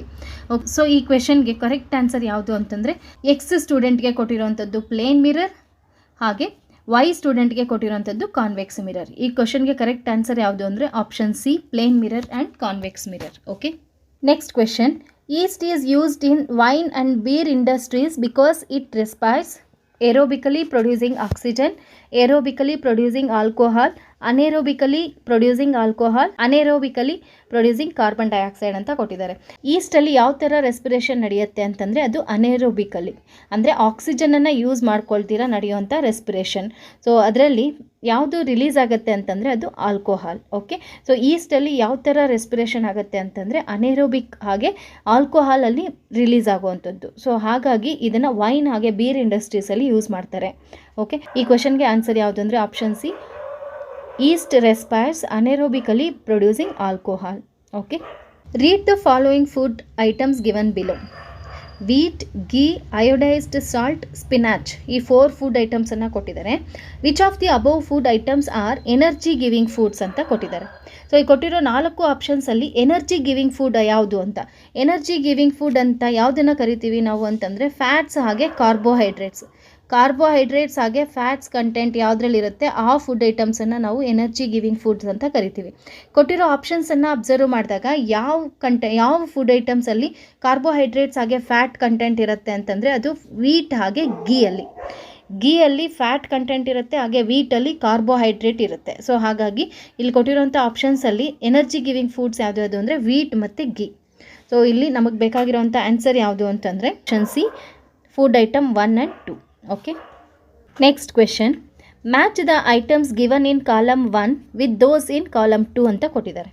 ಸೊ ಇಲ್ಲಿ ಕಾಲಮ್ 1ನಲ್ಲಿ ಏನು ಕೊಟ್ಟಿದ್ದಾರೆ ಅಂತಂದರೆ ಕ್ಲೋರೋಫಿಲ್, ನೈಟ್ರೋಜನ್, ಅಮಾರ್ಬಲ್, ಅನಿಮಲ್ಸ್, ಇನ್ಸೆಕ್ಟ್ಸ್. ಇಲ್ಲಿ ಕ್ಲೋರೋಫಿಲ್ ಅನ್ನೋದು ಯಾವುದಕ್ಕೆ ಮ್ಯಾಚ್ ಆಗುತ್ತೆ ಅಂತಂದರೆ ಕ್ಲೋರೋಫಿಲ್ ಅನ್ನೋದು ಲೀಫಲ್ಲಿ ಪ್ರೆಸೆಂಟ್ ಆಗಿರುತ್ತೆ. ಸೊ ಕ್ಲೋರೋಫಿಲ್ಗೆ ಮ್ಯಾಚ್ ಆಗೋ ವರ್ಡ್ ಯಾವುದು ಅಂದರೆ ಲೀಫ್. ಹಾಗೆ ನೈಟ್ರೋಜನ್ಗೆ ಮ್ಯಾಚ್ ಆಗೋವಂಥ ವರ್ಡ್ ಯಾವುದು ಅಂತಂದರೆ ಬ್ಯಾಕ್ಟೀರಿಯಾ. ಸೊ ಅಟ್ಮಾಸ್ಫಿಯರಲ್ಲಿರೋಂಥ ನೈಟ್ರೋಜನ್ ಕಾಂಪೌಂಡ್ಸ್ ಆಗಿ ಕನ್ವರ್ಟ್ ಆಗೋದಕ್ಕೆ ಹೆಲ್ಪ್ ಮಾಡೋಂಥ ಆರ್ಗ್ಯಾನಿಸಮ್ ಯಾವುದು ಅಂದರೆ ಬ್ಯಾಕ್ಟೀರಿಯಾ. ಸೊ ಹಾಗಾಗಿ ನೈಟ್ರೋಜನ್ ಬ್ಯಾಕ್ಟೀರಿಯಾ. ಅಮಾರ್ಬಲ್ ಅನ್ನೋದು ಪ್ಯಾರಾಸೈಟಿಕ್ ಪ್ಲ್ಯಾಂಟ್. ಓಕೆ, ಸೊ ಇದೊಂದು ಪ್ಯಾರಾಸೈಟಿಕ್ ಪ್ಲ್ಯಾಂಟ್. ಅನಿಮಲ್ಸನ್ನು ನಾವೇನಂತ ಕರಿತೀವಿ, ಹೆಟ್ರೋಟ್ರೋಪ್ಸ್ ಅಂತ ಕರಿತೀವಿ. ಯಾಕಂತಂದರೆ ಆ ಅನಿಮಲ್ಸು ಫುಡ್ಡನ್ನು ಸ್ವಂತ ಪ್ರಿಪೇರ್ ಮಾಡ್ಕೊಳ್ಳೋದಿಲ್ಲ. ಸೊ ಹಾಗಾಗಿ ಅವುಗಳನ್ನು ಹೆಟರೋಟ್ರೋಪ್ಸ್ ಅಂತ ಕರಿತೀವಿ. ಹಾಗೆ ಪ್ಲ್ಯಾಂಟ್ಸನ್ನು ಏನಂತ ಕರಿತೀವಿ ಅಂದರೆ ಆಟೋಟ್ರೋಪ್ಸ್ ಅಂತ ಕರಿತೀವಿ. ಯಾಕಂತಂದರೆ ಪ್ಲ್ಯಾಂಟ್ಸು ಫುಡ್ಡನ್ನು ಓನಾಗಿ ಪ್ರಿಪೇರ್ ಮಾಡ್ಕೊಳ್ತವೆ. ಸೊ ಹಾಗಾಗಿ ಪ್ಲ್ಯಾಂಟ್ಸನ್ನು ಆಟೋಟ್ರೋಪ್ಸ್ ಅಂತ ಕರಿತೀವಿ. ಹಾಗೆ ಇಲ್ಲಿ ಇನ್ಸೆಕ್ಟನ್ನು ಯಾವುದಕ್ಕೆ ಮ್ಯಾಚ್ ಮಾಡ್ಬೋದು ಅಂತಂದರೆ ಪಿಚರ್ ಪ್ಲ್ಯಾಂಟ್ ಅಂತಂದರೆ ಏನು, ಹೂಜಿ ಗಿಡ ಅಂತ ಕರಿತೀವಿ. ಇದು ಯಾವ ಥರ ನೈಟ್ರೋಜನನ್ನು ತಗೊಳ್ಳುತ್ತೆ ಅಂತಂದರೆ ಅದು ಇನ್ಸೆಕ್ಟ್ಸ್ ಮೂಲಕ ಅಲ್ವಾ. ಸೊ ಇನ್ಸೆಕ್ಟ್ಸ್ಗೆ ಮ್ಯಾಚ್ ಆಗುವಂಥ ವರ್ಡ್ ಯಾವುದು ಅಂದರೆ pitcher plant. Okay, next question. Which features adapt polar bear to live in extremely cold climate ಅಂತ ಕೊಟ್ಟಿದ್ದಾರೆ. ಪೋಲಾರ್ ಬಿಯರ್ಗೆ ಎಕ್ಸ್ಟ್ರೀಮ್ ಕೋಲ್ಡ್ ಕಂಡೀಷನಲ್ಲಿ ಇರಬೇಕಾದ್ರೆ ಅದರ ಯಾವ ಒಂದು ಫ್ಯೂಚರ್ಸ್ ಅದಕ್ಕೆ ಹೆಲ್ಪ್ ಮಾಡುತ್ತೆ ಅಂತ. ಸೊ ಪೋಲಾರ್ ಬಿಯರ್ ಅಂದ ತಕ್ಷಣ ನಮಗೆ ಗೊತ್ತಾಗುವಂಥದ್ದು ಏನು ಅಂದರೆ ವೈಟ್ ಫರ್ ಇರುತ್ತೆ. ಹಾಗೆ ಫ್ಯಾಟ್ ಬಿಲೋ ದ ಸ್ಕಿನ್ ಕೆಳಗೆ ಇರುವಂತಹ ಫ್ಯಾಟ್ ಏನು ಮಾಡುತ್ತೆ ಅಂತಂದರೆ ಅದನ್ನು ಬೆಚ್ಚಗಿಡೋದಕ್ಕೆ ಹೆಲ್ಪ್ ಆಗುತ್ತೆ. ಹಾಗೆ ಕೀನ್ ಸೆನ್ಸ್ ಟು ಸ್ಮೆಲ್, ಅದಕ್ಕೆ ಸ್ಮೆಲ್ಲಿಂಗ್ ಪವರ್ ಏನಿದೆ ಅದು ಜಾಸ್ತಿ ಇರುತ್ತೆ. ಯಾಕಂತಂದರೆ ಎಕ್ಸ್ಟ್ರೀಮ್ ಕೋಲ್ಡ್ ಕಂಡೀಷನಲ್ಲಿ ಪೋಲಾರ್ ಬಿಯರ್ಗೆ ಫುಡ್ ಸಿಗೋವಂಥದ್ದು ತುಂಬ ಅಪರೂಪ ಆಗುತ್ತೆ ಅಲ್ವಾ. ಕಡಿಮೆ ಅನಿಮಲ್ಸ್ ಅಲ್ಲಿರುತ್ತೆ. ಸೊ ಹಾಗಾಗಿ ಅದಕ್ಕೆ ಬೇಕಾಗಿರುವಂತಹ ಫುಡ್ಡನ್ನು ಸೆನ್ಸ್ ಮಾಡೋದಕ್ಕೆ ಅದಕ್ಕೆ ಸ್ಮೆಲ್ಲಿಂಗ್ ಪವರ್ ಏನಿದೆ ಅದು ಜಾಸ್ತಿ ಇರುತ್ತೆ. ಸೊ ಇದರಲ್ಲಿ ಯಾವುದು ಪೋಲಾರ್ ಬಿಯರ್ಗೆ ಎಕ್ಸ್ಟ್ರೀಮ್ ಕೋಲ್ಡ್ ಕಂಡೀಷನಲ್ಲಿ ವಾಸ ಮಾಡೋದಕ್ಕೆ ಹೆಲ್ಪ್ ಮಾಡುತ್ತೆ ಅಂತಂದರೆ ಅದು white fur, fat below the skin, ಹಾಗೆ ಕೀನ್ ಸೆನ್ಸ್ ಟು ಸ್ಮೆಲ್. ಈ ಕ್ಯಾರೆಕ್ಟರ್ಸ್ ಏನಿದೆ ಇದು ಪೋಲಾರ್ ಬಿಯರ್ಗೆ ಎಕ್ಸ್ಟ್ರೀಮ್ ಕೋಲ್ಡ್ ಕಂಡೀಷನಲ್ಲಿರೋದಕ್ಕೆ ಹೆಲ್ಪ್ ಆಗುತ್ತೆ. ಓಕೆ, ಉಳಿದಿರೋ 3 ಆಪ್ಷನ್ಸನ್ನು ನಾವು ಈಸಿಯಾಗಿ ಎಲಿಮಿನೇಟ್ ಮಾಡ್ಬೋದು. ಏನಂತಂದರೆ ಇಲ್ಲಿ ಥಿನ್ ಸ್ಕಿನ್ ಅಂತ ಕೊಟ್ಟಿದ್ದಾರೆ. ಥಿನ್ ಸ್ಕಿನ್ ಇದ್ದರೆ ಎಕ್ಸ್ಟ್ರೀಮ್ ಕೋಲ್ಡ್ ಕಂಡೀಷನಲ್ಲಿ ವಾಸ ಮಾಡೋದು ಕಷ್ಟ ಆಗುತ್ತೆ. ಸೊ ಹಾಗಾಗಿ ಇದನ್ನು ಎಲಿಮಿನೇಟ್ ಮಾಡ್ಬೋದು. ಹಾಗೆ ಲಾಂಗ್ ಟೈಲ್, ಪೋಲಾರ್ ಬೇರ್ಗೆ ಲಾಂಗ್ ಟೈಲ್ ಅವಶ್ಯಕತೆ ಇಲ್ಲ, ಯಾಕಂದರೆ ಅದು ಮರದ ಮೇಲೆ ವಾಸ ಮಾಡೋದಿಲ್ಲ. ಹಾಗೆ ವೈಟ್ ಬಾಡಿ. ದೆನ್ ಇಲ್ಲಿ ಆಪ್ಷನ್ ಡಿ ಅಲ್ಲಿ ನೋಡಿದಾಗ ಗಿಲ್ಸ್ ಫಾರ್ ರೆಸ್ಪಿರೇಷನ್. ಗಿಲ್ಸ್ ಯಾವ ಅನಿಮಲ್ಸಲ್ಲಿರುತ್ತೆ ಅಂತಂದರೆ ಅದು ಫಿಶಲ್ಲಿರೋವಂಥದ್ದು. ಸೊ ಹಾಗಾಗಿ ಇದನ್ನು ನಾವು ಈಸಿಯಾಗಿ ಎಲಿಮಿನೇಟ್ ಮಾಡಬಹುದು. ಈ ಕ್ವೆಶನ್ಗೆ ಕರೆಕ್ಟ್ ಆನ್ಸರ್ ಯಾವುದು ಅಂತಂದರೆ white fur, fat below the skin, ಹಾಗೆ ಕೀನ್ ಸೆನ್ಸ್ ಟು ಸ್ಮೆಲ್. ಈ ಆಪ್ಷನ್ ಏನಿದೆ ಇದು ಕರೆಕ್ಟ್ ಆಪ್ಷನ್ ಆಗಿದೆ ಈ ಕ್ವೆಶನ್ಗೆ. Okay, next question. The water holding capacity is the highest in sandy soil, clayey soil, loamy soil, mixture of sand and loam ಅಂತ ಕೊಟ್ಟಿದ್ದಾರೆ. So ಇಲ್ಲಿ ಸ್ಯಾಂಡಿ ಸಾಯಿಲ್ ಅಂದರೆ ನಮಗೆ ಗೊತ್ತಿದೆ, ಸ್ಯಾಂಡಿ ಸಾಯಿಲಲ್ಲಿ ವಾಟರ್ ಉಳ್ಕೊಳ್ಳೋದಿಲ್ಲ, ಅಂದರೆ ಸ್ಯಾಂಡಿ ಸಾಯಿಲ್ ವಾಟರ್ನ ಹೋಲ್ಡ್ ಮಾಡೋದಿಲ್ಲ. ಹಾಗೆ ಕ್ಲೇಯಿ ಸಾಯಿಲ್ ಅಂತಂದರೆ ಈಸಿಯಾಗಿ ನಾವು ಈ ಕ್ವೆಶನ್ಗೆ ಆನ್ಸರ್ ಫೈಂಡ್ ಔಟ್ ಮಾಡ್ಬೋದು. ಕ್ಲೇಯಿ ಸಾಯಿಲಲ್ಲಿ ಸ್ಯಾಂಡ್ ಪಾರ್ಟಿಕಲ್ಸ್ ಹೇಗಿರುತ್ತೆ ಅಂತಂದರೆ ತುಂಬ ಸಣ್ಣ ಪಾರ್ಟಿಕಲ್ಸ್ ಇರುತ್ತೆ. ಸೊ ತುಂಬ ಸಣ್ಣ ಪಾರ್ಟಿಕಲ್ಸ್ ಇರೋದ್ರಿಂದ ಇದು ವಾಟರ್ನ ಹೋಲ್ಡ್ ಮಾಡ್ಕೊಳ್ಳೋದಕ್ಕೆ ಹೆಲ್ಪ್ ಆಗುತ್ತೆ. ಸೊ ಹಾಗಾಗಿ ವಾಟರ್ ಹೋಲ್ಡಿಂಗ್ ಕೆಪಾಸಿಟಿ ಯಾವುದಕ್ಕೆ ಜಾಸ್ತಿ ಇದೆ ಅಂದರೆ ಅದು ಕ್ಲೇಯಿ ಸಾಯಿಲ್ಗೆ. ಹಾಗೆ ಲೋಮಿ ಸಾಯಿಲ್ ಅಂತಂದರೆ ಏನು? ಲೋಮಿ ಸಾಯಿಲ್ ಅನ್ನೋದು it is mixture of and, silt and clay. ಈ 3 ಥರ ಸಾಯಿಲನ್ನು ಮಿಕ್ಸ್ಚರ್ ಆಗಿರೋದನ್ನೇ ನಾವು ಲೋಮಿ ಸಾಯಿಲ್ ಅಂತ ಕರಿತೀವಿ. ಹಾಗೆ ಇನ್ನೊಂದು ಆಪ್ಷನ್ ಡಿ ಏನು ಕೊಟ್ಟಿದ್ದಾರೆ, mixture of sand and loam. So ಈ ಆಪ್ಷನ್ ಕೂಡ ರಾಂಗ್ ಆಗಿದೆ. ವಾಟರ್ ಹೋಲ್ಡಿಂಗ್ ಕೆಪಾಸಿಟಿ ಯಾವುದಕ್ಕೆ ಜಾಸ್ತಿ ಇರುತ್ತೆ ಅಂತಂದರೆ ಅದು ಕ್ಲೇಯಿ ಸಾಯಿಲ್ಗೆ. ಓಕೆ, ಈ ಕ್ವೆಶನ್ಗೆ ಕರೆಕ್ಟ್ ಆನ್ಸರ್ ಏನು ಅಂದರೆ option B, clayey soil. Okay, next question. Normal range of breathing rate per minute in an adult person at rest ಅಂತ ಕೇಳಿದ್ದಾರೆ. ಸೊ ನಾರ್ಮಲ್ ಬ್ರೀತಿಂಗ್ ರೇಂಜ್ ಎಷ್ಟಿರುತ್ತೆ ಅಂತಂದರೆ 12 to 20 breaths per minute. Okay, so ಇಲ್ಲಿ ನಮಗೇನಂತ ಕೊಟ್ಟಿದ್ದಾರೆ, normal breathing range in an adult person at rest ಅಂತ ಕೊಟ್ಟಿರೋದ್ರಿಂದ ಇಲ್ಲಿ ನಾವು ಯಾವ ರೇಂಜನ್ನು ಸೆಲೆಕ್ಟ್ ಮಾಡಬೇಕಾಗತ್ತೆ ಅಂತಂದರೆ ಅದು 15 to 18. ಸೊ ಈ ಕ್ವೆಶನ್ಗೆ ಕರೆಕ್ಟ್ ಆನ್ಸರ್ ಯಾವುದು ಅಂತಂದರೆ option B 15 to 18. Okay, next question, match structure given in column 1 with functions given in column 2. Column 1 ಪ್ಲಾಂಟ್ಸ್ನ ಡಿಫ್ರೆಂಟ್ ಪಾರ್ಟ್ಸನ್ನು ಕೊಟ್ಟಿದ್ದಾರೆ, ಹಾಗೆ ಕಾಲಮ್ 2 ಫಂಕ್ಷನ್ಸನ್ನು ಕೊಟ್ಟಿದ್ದಾರೆ. ಇಲ್ಲಿ ನಾವು ಕರೆಕ್ಟಾಗಿ ಮ್ಯಾಚ್ ಮಾಡಬೇಕಾಗತ್ತೆ. ಸೊ ಫಸ್ಟ್ ಆಪ್ಷನಲ್ಲಿ ಏನು ಕೊಟ್ಟಿದ್ದಾರೆ, ಸ್ಟೊಮ್ಯಾಟಾ ಕೊಟ್ಟಿದ್ದಾರೆ. ಸ್ಟೊಮ್ಯಾಟಾ ಏನಕ್ಕೆ ಯೂಸ್ ಆಗುತ್ತೆ ಅಂತಂದರೆ ಅದು ಟ್ರಾನ್ಸ್ಪಿರೇಷನ್. ಓಕೆ, ಟ್ರಾನ್ಸ್ಪಿರೇಷನ್ ಯಾವ ಪಾರ್ಟ್ ಮೂಲಕ ನಡೆಯುತ್ತೆ ಅಂತಂದರೆ ಅದು ಸ್ಟೊಮ್ಯಾಟೊ. ಕ್ಸೈಲಮ್ ಅನ್ನೋದು ಟ್ರಾನ್ಸ್ಪೋರ್ಟ್ ಆಫ್ ವಾಟರನ್ನು ಟ್ರಾನ್ಸ್ಪೋರ್ಟ್ ಮಾಡೋದಕ್ಕೆ ಇರೋವಂಥ ಪಾರ್ಟ್ ಯಾವುದು ಅಂದರೆ ಕ್ಸೈಲಮ್. ಹಾಗೆ ರೂಟ್ ಹೇರ್ ಏನಕ್ಕೆ ಬೇಕಾಗುತ್ತೆ ಅಂತಂದರೆ it is for absorption of water. Next phloem ಏನಕ್ಕೆ ಬೇಕು ಅಂತಂದರೆ ಟ್ರಾನ್ಸ್ಪೋರ್ಟ್ ಆಫ್ ಫುಡ್. ಇಲ್ಲಿ ಸಿಂಥಸಿಸ್ ಆಫ್ ಕಾರ್ಬೋಹೈಡ್ರೇಟ್ಸ್ ಅನ್ನೋದು ಎಕ್ಸ್ಟ್ರಾ ಕೊಟ್ಟಿದ್ದಾರೆ. ಸೊ ಇಲ್ಲಿ stomata transpiration, xylem transport of water, root hair absorption of water, phloem ಅನ್ನೋದು transport of food. Okay, next question, bryophyllum can reproduce by its stem, leaves, roots, flower ಅಂತ ಕೊಟ್ಟಿದ್ದಾರೆ. So ಇಲ್ಲಿ bryophyllum ಅನ್ನೋದು ಯಾವ ಭಾಗದ ಮೂಲಕ ರೀಪ್ರೊಡ್ಯೂಸ್ ಮಾಡುತ್ತೆ ಅಂತ. ಓಕೆ, ಇಲ್ಲಿ ಬಯೋಫಿಲಮ್ನ ಫಿಗರನ್ನು ನೋಡೋಣ. ಈಗ ಇಲ್ಲಿ ಬ್ರಯೋಫಿಲಮ್ನ ಲೀಫ್ನ ನೋಡಿದಾಗ ಅಲ್ಲಲ್ಲಿ ಇಲ್ಲಿ ಬಡ್ಸ್ ಥರ ಫಾರ್ಮ್ ಆಗಿದೆ ಅಲ್ವಾ. ಸೊ ಈ ಬಡ್ಸ್ ಏನಿದೆ, ಈ ಬಡ್ಸಿಂದನೇ ನ್ಯೂ ಪ್ಲ್ಯಾಂಟ್ ಅನ್ನೋದು ಅರೈಸ್ ಆಗುತ್ತೆ. ಸೊ ಬ್ರಯೋಫಿಲಮ್ನ ಮಾರ್ಜಿನ್ಸ್ ಹತ್ರ ಇರೋಂತಹ ನ್ಯೂ ಪ್ಲ್ಯಾಂಟ್ಸ್, ನ್ಯೂ ಬಡ್ಸ್ ಏನಿದೆ, ಈ ಬಡ್ಸ್ ಮೂಲಕನೇ ಅದು ನ್ಯೂ ಪ್ಲ್ಯಾಂಟ್ ಆಗಿ ಕನ್ವರ್ಟ್ ಆಗುವಂಥದ್ದು. ಸೊ ಹಾಗಾದರೆ ಬ್ರಯೋಫಿಲಮ್ನಲ್ಲಿ ಸಸ್ಯದ ಯಾವ ಭಾಗದಿಂದ ಹೊಸ ಸಸ್ಯ ಉತ್ಪತ್ತಿ ಆಗುತ್ತೆ ಅನ್ನೋದಾದರೆ ಅದು ಲೀವ್ಸ್ ಮೂಲಕ. ಓಕೆ, ಸೊ ಹಾಗಾದರೆ ಈ ಕ್ವೆಶನ್ಗೆ ಕರೆಕ್ಟ್ ಆನ್ಸರ್ ಯಾವುದು ಅಂತಂದರೆ ಬ್ರಯೋಫಿಲಮ್ ಯಾವುದ್ರ ಮೂಲಕ ರೀಪ್ರೊಡ್ಯೂಸ್ ಮಾಡುತ್ತೆ ಅನ್ನೋದಾದರೆ ಅದು ಲೀವ್ಸ್ ಮೂಲಕ. Okay, next question, the smallest living organisms with cell wall are. Cell wall ಯಾವುದ್ರಲ್ಲಿರುತ್ತೆ ಅಂತ ನಮಗೆ ಗೊತ್ತಿದೆ ಅಲ್ವಾ, ಪ್ಲ್ಯಾಂಟ್ಸಲ್ಲಿರುತ್ತೆ. ಪ್ಲ್ಯಾಂಟ್ಸಲ್ಲಿ ಸೆಲ್ ಮೆಂಬ್ರೇನ್ನ ಹೊರಗಡೆ ಇನ್ನೊಂದು ಲೇಯರ್ ಇರುತ್ತೆ, ಅದನ್ನೇ ನಾವು ಸೆಲ್ ವಾಲ್ ಅಂತ ಕರಿತೀವಿ. ಪ್ಲ್ಯಾಂಟ್ಸ್ ಜೊತೆಗೆ ಇನ್ನೊಂದು ಆರ್ಗ್ಯಾನಿಸಮಲ್ಲೂ ಕೂಡ ಸೆಲ್ ವಾಲ್ ಇರುತ್ತೆ. ಯಾವುದದು ಆರ್ಗ್ಯಾನಿಸಮ್ ಅಂತಂದರೆ ಅದು ಬ್ಯಾಕ್ಟೀರಿಯಾ ಅಲ್ಲಿ ಕೂಡ ಸೆಲ್ ವಾಲ್ ಇರುತ್ತೆ. ಬ್ಯಾಕ್ಟೀರಿಯಾ ಅನ್ನೋದು smallest living organism with cell wall. So ಈ ಕ್ವೆಶನ್ಗೆ ಕರೆಕ್ಟ್ ಆನ್ಸರ್ ಯಾವುದು ಅಂತಂದರೆ option C. Okay, next question, match items in column A with those in column B ಅಂತ ಕೊಟ್ಟಿದ್ದಾರೆ. ಇಲ್ಲಿ ಕಾಲಮ್ ಎ ಅಲ್ಲಿ ಖಾರಿಫ್ ಕ್ರಾಪ್ಸ್ ಅಂತ ಕೊಟ್ಟಿದ್ದಾರೆ. ಖಾರಿಫ್ ಕ್ರಾಪ್ಸ್ಗೆ ಎಕ್ಸಾಂಪಲ್ಸ್ ಯಾವ್ದ್ಯಾವುದು ಅಂತಂದರೆ rice, maize, millet, ragi, pulses, soybean ಹಾಗೆ ಗ್ರೌಂಡ್ ನಟ್, ಇವಿಷ್ಟು ಕೂಡ kharif crops.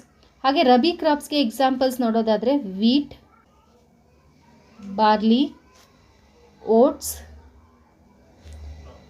Gram, mustard, linseed. So ಇವಿಷ್ಟು ಕೂಡ ರಬಿ ಕ್ರಾಪ್ಸ್. ಈ ಕ್ರಾಪ್ಸನ್ನು ಕೂಡ ನೆನ್ಪಿಟ್ಕೋಬೇಕಾಗತ್ತೆ, ಯಾಕಂತಂದರೆ ಎಕ್ಸಾಮಲ್ಲಿ ಕೇಳ್ತಾರೆ. ಖಾರಿಫ್ ಕ್ರಾಪ್ಸ್ ಹಾಗೆ ರಬಿ ಕ್ರಾಪ್ಸ್ ಬಗ್ಗೆ ಡೀಟೇಲ್ಡ್ ಆಗಿ 8th ಸ್ಟ್ಯಾಂಡರ್ಡ್ ಕ್ವಿಕ್ ರಿವಿಷನಲ್ಲಿದೆ. ಸೊ ಹಾಗಾಗಿ ಆ ವಿಡಿಯೋ ಲಿಂಕನ್ನು ಡಿಸ್ಕ್ರಿಪ್ಷನ್ ಬಾಕ್ಸಲ್ಲಿ ಕೊಟ್ಟಿರ್ತೀನಿ.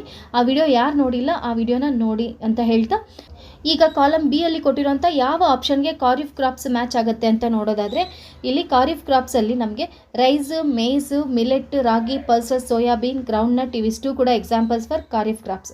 ಸೊ ಇಲ್ಲಿ ಕೊಟ್ಟಿರೋದಲ್ಲಿ ನಮಗೆ ಮೇಸ್ ಇಲ್ಲಿ ಕೊಟ್ಟಿದ್ದಾರೆ ಅಲ್ವಾ. ಸೊ ಮೇಸ್ ಅಂತಿದೆ ಅಂತಂದರೆ ಮೇಸ್ ಹಾಗೆ ಪ್ಯಾಡಿ ಇವೆರಡೂ ಕೂಡ ಖಾರಿಫ್ ಕ್ರಾಪ್ಸ್ ಆಗುತ್ತೆ. ಸೊ ಖಾರಿಫ್ ಕ್ರಾಪ್ಸ್ ಅಂತಂದರೆ ಪ್ಯಾಡಿ ಹಾಗೆ ಮೇಸ್ ಅನ್ನೋದು ಖಾರಿಫ್ ಕ್ರಾಪ್ಸ್ ಆಗಿದೆ.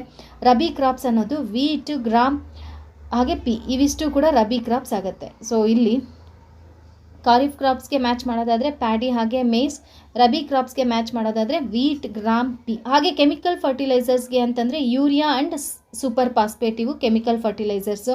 ಹಾಗೆ ಆರ್ಗ್ಯಾನಿಕ್ ಮೆನ್ಯೂರ್ ಯಾವುದರಿಂದ ಪ್ರಿಪೇರ್ ಮಾಡೋವಂಥದ್ದು ಅಂದರೆ animal excreta, cow dung, urine and plant waste ಇವುಗಳಿಂದ ಆರ್ಗ್ಯಾನಿಕ್ ಮೆನ್ಯೂರ್ ಅನ್ನೋದು ರೆಡಿ ಆಗುತ್ತೆ. ಇಲ್ಲಿ ಫುಡ್ ಫಾರ್ ಕ್ಯಾಟಲ್ ಅನ್ನೋದು ಇದು ಎಕ್ಸ್ಟ್ರಾ ಇದೆ. Okay, next question, which of the following statements is correct.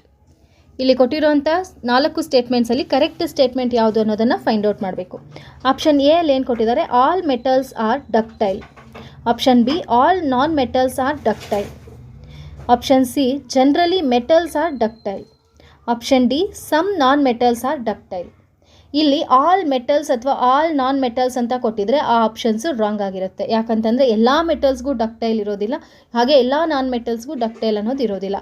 Example ಹೇಳೋದಾದರೆ ಮೆಟಲ್ಸಲ್ಲಿ ಎಕ್ಸಾಂಪಲ್ ಹೇಳೋದಾದರೆ ಮರ್ಕ್ಯುರಿ ಮರ್ಕ್ಯುರಿ ಅನ್ನೋದು ಮೆಟಲ್, ಆದರೆ ಅದಕ್ಕೆ ಡಕ್ಟೈಲ್ ಪ್ರಾಪರ್ಟಿ ಇಲ್ಲ. ಸೊ ಹಾಗಾಗಿ ಎಲ್ಲ ಮೆಟಲ್ಸ್ಗೂ ಡಕ್ಟೈಲ್ ಪ್ರಾಪರ್ಟಿ ಇಲ್ಲ. ಹಾಗೆ ನಾನ್ ಮೆಟಲ್ಸ್ಗೆ ಡಕ್ಟೈಲ್ ಅನ್ನೋ ಪ್ರಾಪರ್ಟಿ ಇಲ್ಲ. ಅಂದರೆ ನಾವು ನಾನ್ ಮೆಟಲ್ಸನ್ನು ತಂತಿಗಳಾಗಿ ಮಾಡೋದಕ್ಕೆ ಆಗೋದಿಲ್ಲ. ಆಪ್ಷನ್ ಸಿ ಅಲ್ಲಿ ಏನು ಕೊಟ್ಟಿದ್ದಾರೆ, ಜನರಲಿ ಮೆಟಲ್ಸ್ ಆರ್ ಡಕ್ಟೈಲ್. ಹೌದು, ಕೆಲವು ಮೆಟಲ್ಸು ಯೂಶಲಿ ಜನರಲ್ ಆಗಿ ಮೆಟಲ್ಸ್ ಅನ್ನೋದೇನು ಅಂದರೆ ಡಕ್ಟೈಲ್ ಆಗಿರ್ತವೆ. ಡಕ್ಟೈಲ್ ಅಂತಂದರೆ ಮೆಟಲ್ಸನ್ನು ನಾವು ತಂತಿಗಳಾಗಿ ಕನ್ವರ್ಟ್ ಮಾಡಬಹುದು. ಸೊ ಅದನ್ನೇ ನಾವೇನಂತ ಹೇಳ್ತೀವಿ, metals are ductile. Option D ಅಲ್ಲಿ some non metals are ductile ಅಂತ ಕೊಟ್ಟಿದ್ದಾರೆ, ಬಟ್ ನಾನ್ ಮೆಟಲ್ಸ್ಗೆ ಡಕ್ಟೈಲ್ ಪ್ರಾಪರ್ಟಿ ಇರೋದಿಲ್ಲ. ಈ ಕ್ವೆಶನ್ಗೆ ಕರೆಕ್ಟ್ ಆನ್ಸರ್ ಯಾವುದು ಅಂತಂದರೆ option C, generally metals are ductile. Okay.